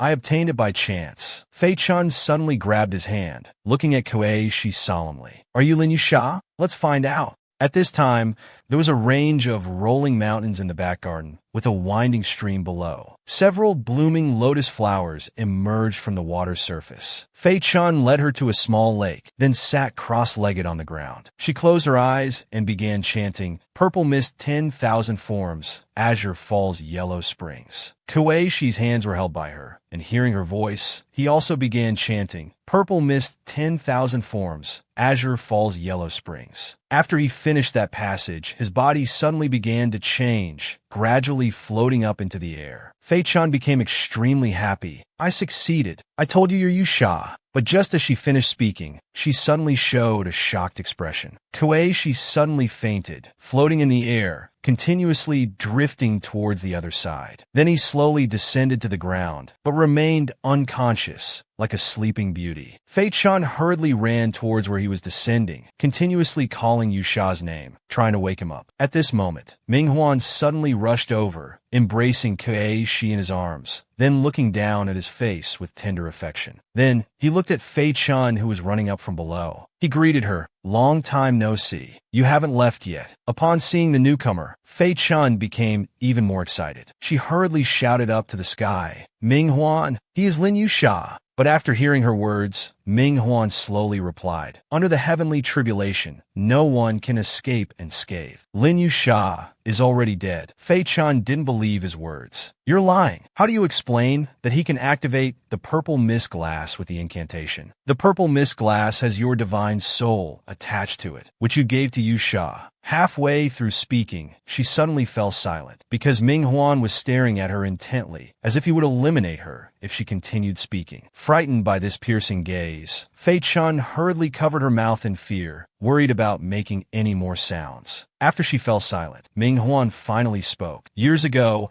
you received a bottle of Wangchuan water, watering this garden for 1,000 years. That's considered repaying kindness. I won't kill you, but I can't let you stay either. You should go. Hearing that he wanted to send her away, Fei Chun looked at him. Yusha isn't just my benefactor, but also my closest friend. I waited 1,000 years, finally waiting for his return. Why won't you acknowledge it? Ming Huan closed his eyes, no longer looking at her. I personally sent Lin Yusha into reincarnation. Have you ever seen someone with just one soul and one spirit be reborn as a human? These words finally silenced Fei Chun. She looked at him, unable to say anything in rebuttal, because she knew that with only one soul and one spirit, reincarnation was impossible. So Ming Huan looked down at Fei Chun again, reminding her word by word. Therefore, he is just a puppet with no connection to Lin Yusha. At this moment, a purple light suddenly shone down from above. Ming Huan looked up at that light, remaining silent for a moment. Then he picked up a small red flower, continuously twirling it in his hand, and lowered his head to admire it. Below, Fei Chun turned away angrily and walked back. Before leaving, she vented, "If he's not Yusha, why are you still holding him? You heartless man." Watching her departing figure, he looked at the sleeping puppet. Truly your friend indeed, getting angry without distinguishing right from wrong. You're exactly alike. That evening in the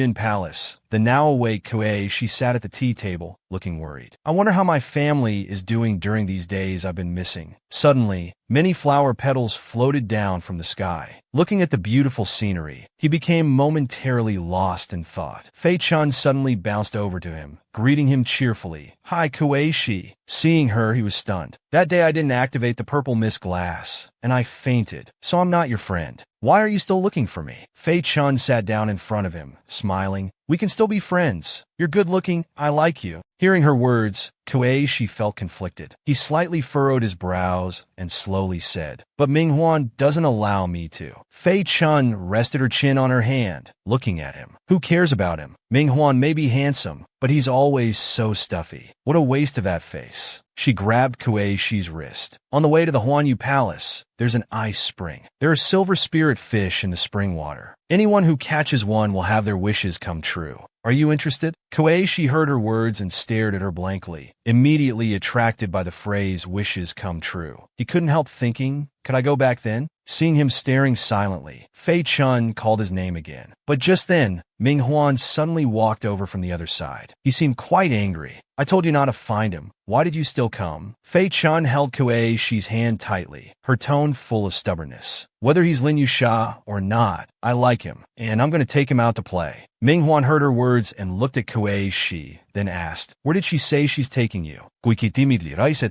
"She said she'd take me to the crystal spring to catch spirit fish." "Can I go?" Seeing he seemed bored staying indoors, Ming Huan nodded. "That spring is near the Huanyu Palace. You can go if you want." Hearing his quick approval, Kuei-shi became excited and stood up immediately. "Great, then I'll go with Fei Chun to take a look." But Ming Huan was still worried about his safety and called out to both of them, "Wait, let me have Xiao Bai drive you there." Unexpectedly, Fei Chun pulled Kuei-shi up and headed out. Always either sitting in carriages or confined in rooms, he must be suffocating. "I'll walk with him. I promise to bring Kuei-shi back before dinner." After they left, Ming Huan closed his eyes and cast a spell, still unable to suppress his worry. Even though it was close to Yuyan Palace, he couldn't let his guard down. Then, a white star emerged from Yuyan Palace and flew quickly into the sky. At this time, the Moon Immortal had somehow walked over, standing behind him with crossed arms. Seeing him cast the spell, he couldn't help teasing, "You're really too worried about him." Hearing the voice, Ming Huan immediately turned around. "You're here." The Moon Immortal, seeing his cold expression, became instantly irritated. "You asked me to come, I came, and now you're giving me this face? I must really owe you something." But after his complaint, Ming Huan remained cold-faced, not saying a single extra word. Seeing this, he stopped arguing and asked, "Why did you call me here? If you have something to say, just say it." Ming Huan looked at the night scenery outside. After a while, he slowly said, "I need to go into seclusion for a while." The Moon Immortal was stunned by his words, staring at his back, not knowing what to say. After quietly watching him for a moment, he suddenly noticed something and urgently asked, "What's wrong with you? Why has your spiritual essence become so weak?" Ming Huan quickly insisted he was fine. "But during my seclusion, I need you to look after Kuei-shi." The Moon Immortal was shocked by this request.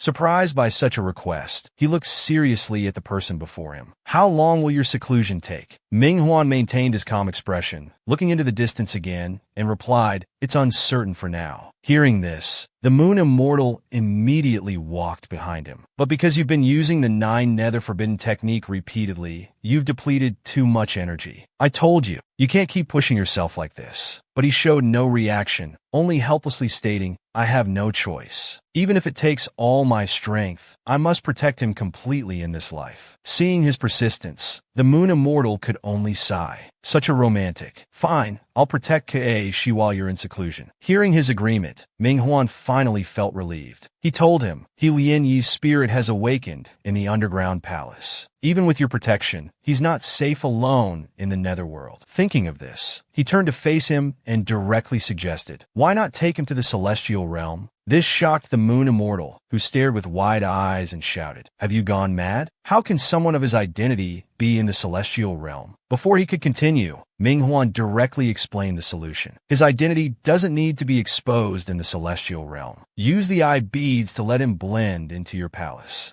He immediately snapped. "So you had it all planned." Minghuan looked worried. "The problem now is how to get him to go with you willingly. I don't want him to worry." The Moon Immortal crossed his arms, looking at his back with resignation. "Why can't you just be honest with him about everything?" Minghuan raised his left hand, his voice filled with sorrow. "It was my failure to protect him that caused this catastrophe." His soul scattered and suffering through reincarnation. Looking at the mark on his hand, he felt fearful. "I'm afraid he'll hate me and leave me again." The Moon Immortal saw the scar on his hand. "To think that the scar from the Red Lotus Night fire cannot heal, even with your 10,000 years of immortal cultivation. If he would hate you and leave, I'd feel sorry for you. How you alone fought against both the celestial and demon tribes to preserve his soul and spirit. Those worries were no small matter." Minghuan said the past couldn't be changed and should not be mentioned. Then he turned to look at him, starting to speak about his current identity. He leaned close to the Moon Immortal's ear and quietly told him about this plan. After hearing his plan, the Moon Immortal burst into laughter, then couldn't help patting his shoulder and teasing, "Little Huan, you're still the most cunning." Meanwhile, Fei Chun brought Keishi to the crystal spring. Looking at the beautiful scenery, he couldn't help asking, "Are there really wish-granting fish here?" Fei Chun immediately answered, "Of course there are spirit fish in this cold spring. They're born in the cold spring and grow in the 3 Slaughter River. Among all creatures in the 6 realms, only they can swim freely in the 3 Slaughter River. And I heard the old tree spirits say that if someone comforts them with their spiritual power, they will grant that person one wish." Hearing this, Keishi asked what spiritual power was. After thinking for a moment, he said, "I don't know how to explain it to you. Give me your hand." Then he directly grabbed his wrist. He then pressed his hand into the water. This sudden action startled Keishi, who tried to struggle away in fear. But when his hand touched the clear water, a refreshing coolness instantly stimulated his skin. At that moment, a small glowing orb suddenly approached his fingertips, gently touching his fingers. Looking at the small light, he wanted to pull his hand back. "How scary, will the fish bite me?" Fei Chun couldn't help but laugh. "Don't be afraid, they only feed on spiritual power." Several large fish swam over in the clear lake. Fei Chun immediately pointed. "Keishi, look, those are spirit fish. Your spiritual power has attracted them." Keishi immediately looked over. Several spirit fish were playing around where he had just put his hand. Watching the fish swimming back and forth, he was very excited and could hardly believe that he, a human, could possess spiritual power.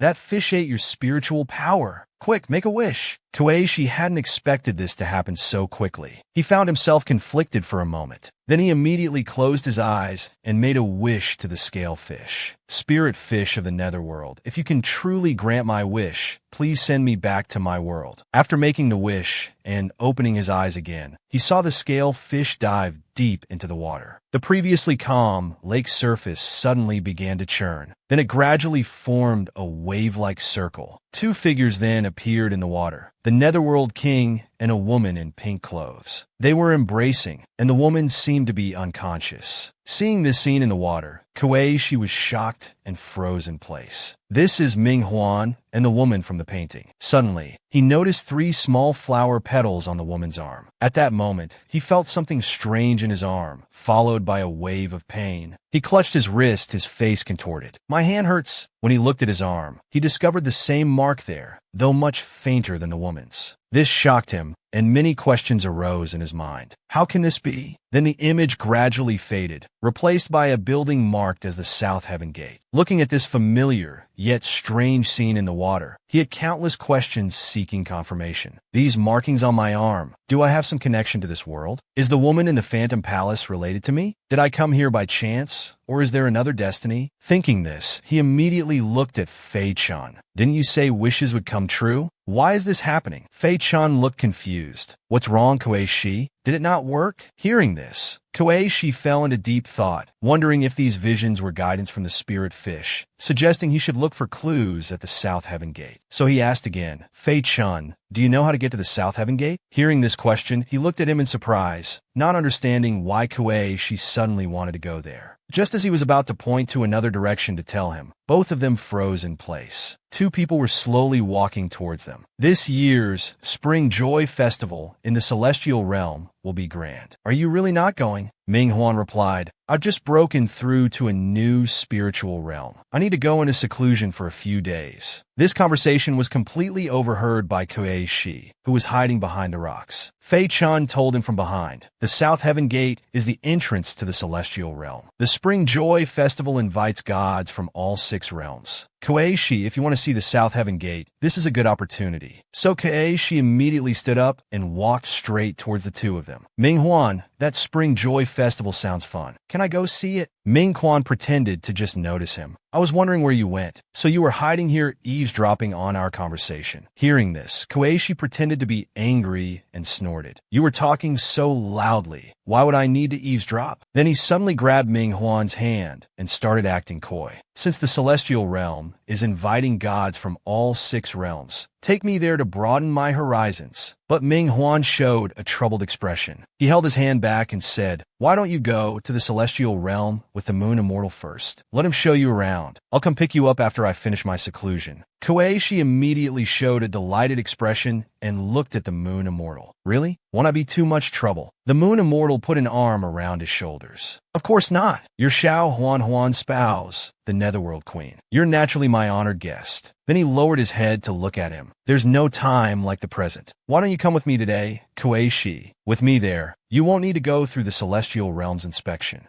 Ming-Huan, seeing their behavior, couldn't help but cough loudly. At that moment, a white-pink carriage appeared in the sky. The Moon Immortal's voice became urgent. The carriage is here, let's hurry. After the carriage landed, he immediately tried to get him to board. Koei-shi looked back helplessly. Shouldn't I at least pack some luggage? He quickly replied, no need. The Celestial Realm has everything. Just tell me if you need anything. I'll prepare it for you. I guarantee it'll be better than what Xiao Huanhuan gives you. Then he directly picked him up. Fei-chan stepped forward and waved at them. Moon Immortal, take good care of our Koei-shi. Don't worry. I'll make sure to return Koei-shi plump and well-fed. Then he started the carriage, which flew into the sky and gradually disappeared into the distance. After they left, Ming-Huan finally couldn't hold on anymore. He fell to his knees, clutching his chest, breathing heavily. Seeing him like this, Fei-chan walked up and looked at him with concern. How did the mighty Netherworld King end up in such a state? Hearing this question, Ming-Huan remained kneeling and said, I'm fine. Thank you for your help. Surprised that the Netherworld King would thank him, Fei-chan became embarrassed and snorted. Who needs your thanks? I did it for you, Sha.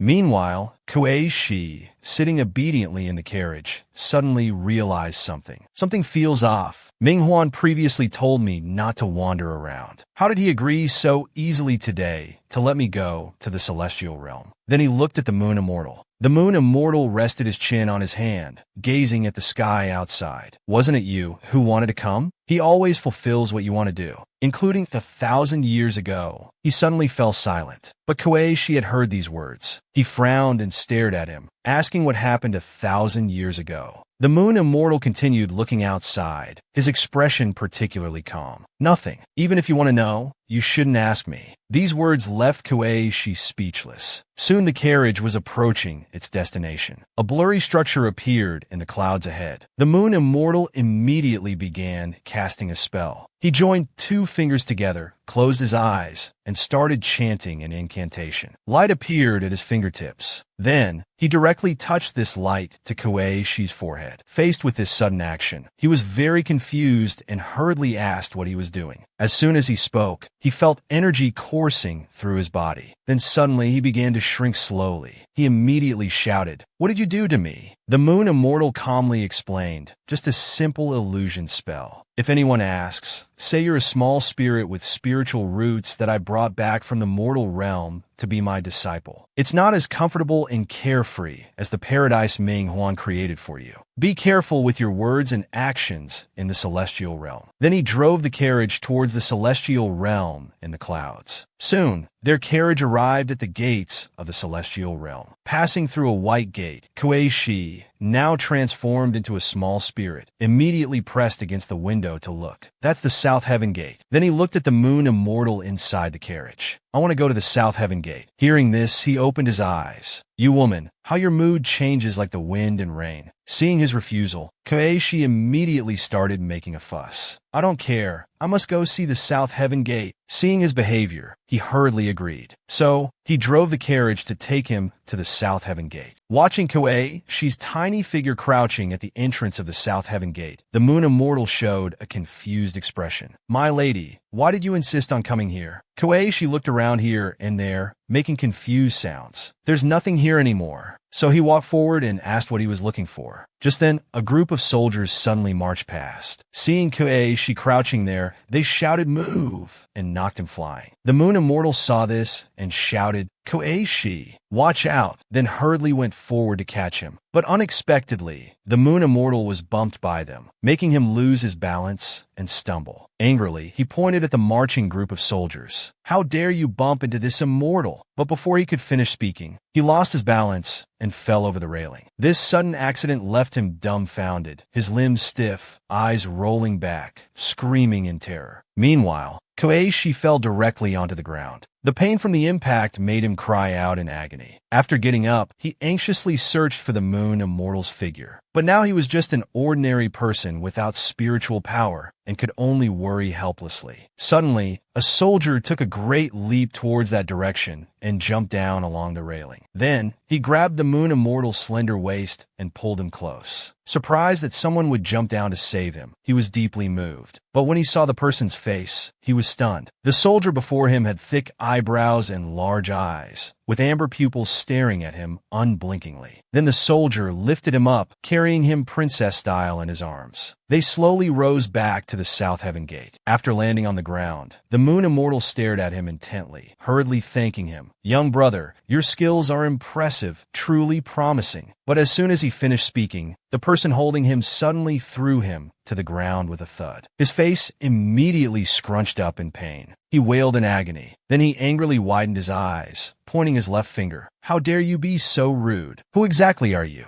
The soldier merely bowed to him. "Moon Immortal, I apologize for any offense today. Please forgive me. I have urgent matters to attend to, so I'll take my leave." Without waiting for a response, he turned around but stopped to say, "In 100 days, I'll personally come to apologize." Then the Moon Immortal watched as he led the soldiers away in large strides. Kuei-shi watched their retreating figures and couldn't help praising, "How handsome." The Moon Immortal snorted, "Handsome? That inexperienced brat. I'll teach him a lesson." Meanwhile, Manhwa arrived at a cave to begin his secluded cultivation. Countless white stars emanated from his body. The demon queen came to the cave entrance, but was stopped by the guard. The guard raised his sword in front of her. "Without the king's invitation, your highness must leave." Facing the guard's obstruction, she paid no mind, looking at him calmly. "If you want to keep your dog life, move aside for this, king." But the guard remained blocking the door, gripping his sword with both hands, saying, "Pardon me." Then he suddenly charged forward, unsheathing his sword, and thrust it towards the demon queen. But before his blade could touch the demon queen's body, a red mist slowly floated around him. The demon queen's red eyes looked down at him, a flash of coldness passing through them. At this moment, she suddenly stretched out both hands, and a red substance surged from her palms, slowly taking the shape of a common form. Seeing this, the guard drew his sword again, planning to strike while she was distracted. But just as he swung, the demon queen had already wielded her sword, blocking his attack with a single move. Looking at the thick red energy, he was shocked. This was the demon queen's power, such strong spiritual energy. This bloody aura seemed unlike any ordinary spiritual weapon. As he wondered what kind of power this was, their swords suddenly made crackling sounds. He immediately withdrew his sword and stepped back, then swung forward another sword energy, but it was still blocked by the Demon Queen. Then he flipped and landed easily on the ground. Meanwhile, the guard, injured internally from the earlier impact, stumbled as he landed. He knelt on one knee, stabbing his sword into the ground to support himself. Just as the Demon Queen relaxed, he suddenly activated his skill, freezing the ground and restricting the Queen's movement. Looking at her frozen feet, she showed a surprised expression, frowning at the ground. The guard, seeing the Demon Queen's movement restricted, finally relaxed and exhaled slowly, thinking he had succeeded. The Queen before him had been frozen into an ice statue.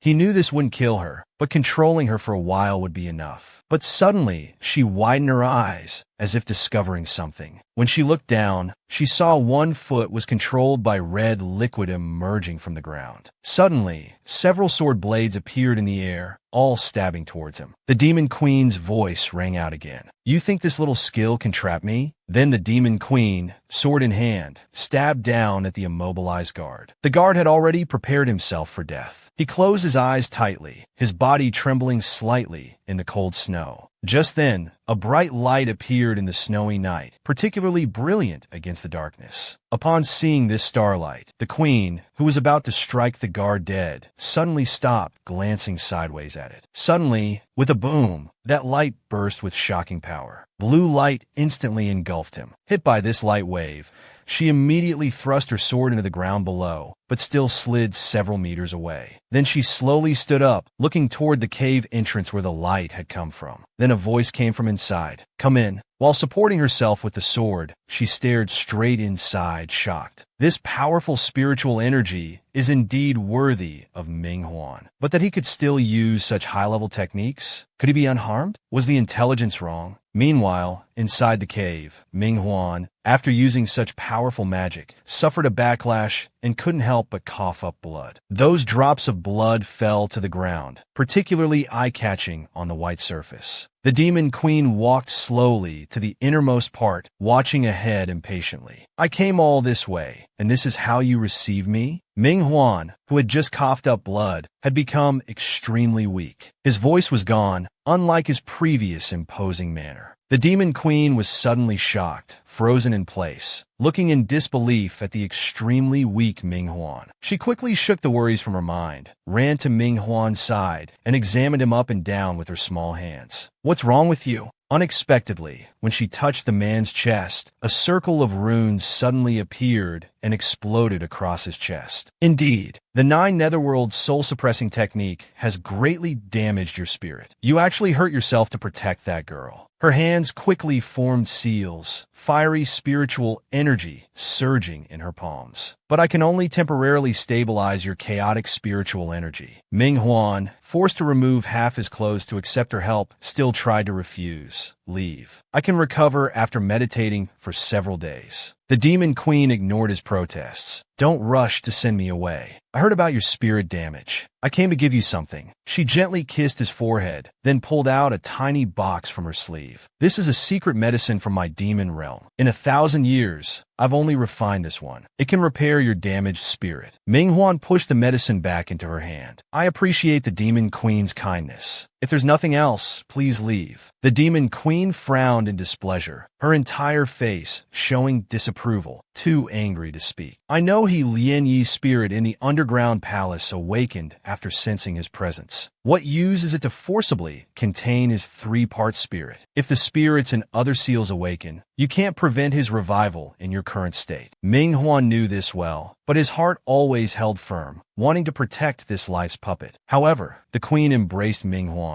"You and that wild girl are destined for tragedy. If you agree to be with me, with my help, Lien Yi will never revive. I'm willing to give up my position as Demon Queen, accompany you for eternity, live in seclusion in the Void Realm, and ignore the world's conflicts." Manhwa, too weak to break free, impatiently allowed the queen to embrace his neck, but maintained his tone. I won't give up on her. Even if it's a fated tragedy, I'm willing to defy destiny for her. As he finished speaking, the queen's body suddenly became transparent. She painfully made her way to the cave entrance outside, lying on the ground gasping for breath, but her body continued to fade. She bit her lower lip hard, causing herself pain. Her heart wanted to scream, but she needed to calm her spirit quickly. The demon realm sky was blood red, casting an eerie horror over the layered mountain ranges. The demon queen suddenly pulled out a dagger and decisively cut her palm. Then she held her hand above, letting the blood from her palm drip into a small bottle below. In the Netherworld underground palace, massive stones stacked together created numerous mine tunnels. Xiaobai suddenly jumped out from the side, rushing nonstop to where the small stones were placed before. As his small feet landed gently, the small stones below had transformed into seeds, taking root and sprouting between the rocks, even blooming. Xiaobai suddenly reached into his robe and pulled out the queen's small bottle containing blood. Time was pressing, and without hesitation, he opened the bottle, quickly poured it into the seed. The purple seed instantly expanded, its twisted roots spreading through the rock cracks, even growing a ring of fangs. Outside the matchmaker's palace was bustling. A group gathered together, chattering. How cute and fluffy. Look at those little ears. It really is a fox. Are you the new servant in the marriage palace? The small puppet standing by the wall trembled slightly, holding a small basket, timidly answering, Yes, please take care of me. They all excitedly rushed forward, smiling at the little fox. Can we pet you? Kuei-shi, unable to resist such enthusiastic advances, immediately ran away on his little feet, not forgetting to tell everyone, I have things to do. Goodbye for now. But because he was too rushed, he didn't see the path ahead clearly and crashed directly into someone. His head instantly felt a sharp pain, and he couldn't help but let out a cry. Then as he fell, the basket of red silk threads slipped from his hands. When the two servant girls saw this, they suddenly cried out, then quickly covered their mouths. Kuei-shi, seeing the silk threads scattered on the ground, felt heartbroken, but, realizing it was his fault for not watching where he was going, quickly said sorry. But before he could stand up, his cheek was roughly grabbed by a slender hand. He couldn't help but whimper. A magnificently dressed woman glared at him fiercely. Where did this wild fox come from? Are you blind? How dare you bump into this princess? After speaking, she forcefully pinched his cheeks and lifted him up. Kuei-shi frantically waved his hands trying to break free. It hurts. Let me go. I didn't mean to. Seeing that she still wouldn't release him, Kuei-shi closed his eyes and bit down hard on her hand. The pain in her hand made her violently fling her arm, throwing little Kuei-shi away. The two servant girls behind her rushed forward. Princess, are you all right? The woman looked at the wound on her hand and spoke viciously. This beast actually bit me. Then she lifted her skirt and walked darkly to Kuei-shi. This feather robe was bestowed by the heavenly emperor. Now that you've ruined it, how many worthless lives do you have to compensate? Hearing this, Kuei-shi lay on the ground looking at her. It's just a small tear. I can mend it for you.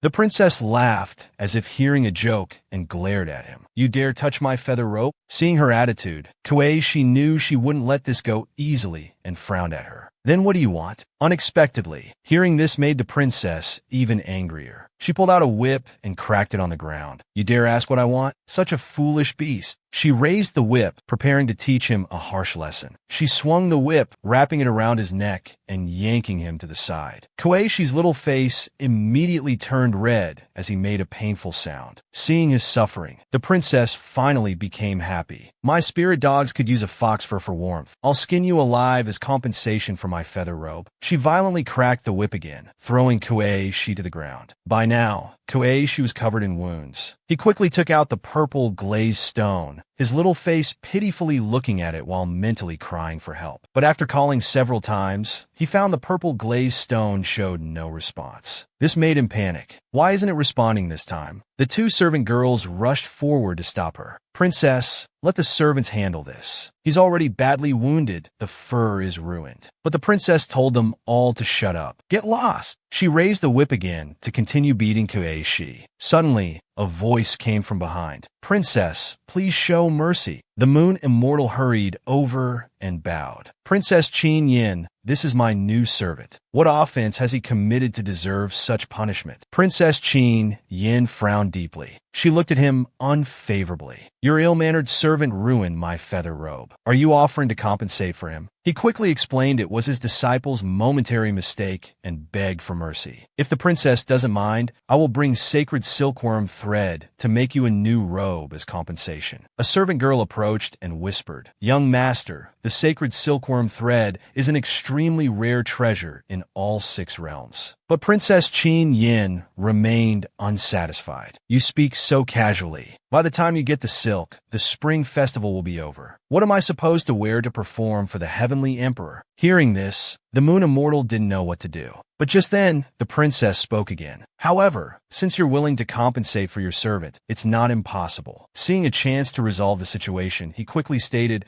"As long as it's within my power, I'll do as the princess commands." Hearing his words, Princess Qin Yin, a wicked smile curved at her lips. Then she held up 3 fingers. "I want 3 red threads from you to grant me 3 lifetimes of good marriage." Hearing her request, the moon immortal showed a troubled expression. "Princess should know that marriages are predetermined by heaven. The red threads only facilitate these destined unions." Before he could continue, Princess Qin Yin interrupted him, her face turning ugly. "Enough with the nonsense." Then she brandished her whip again, her tone filled with viciousness. "Then you shall take the punishment in place of that wild fox."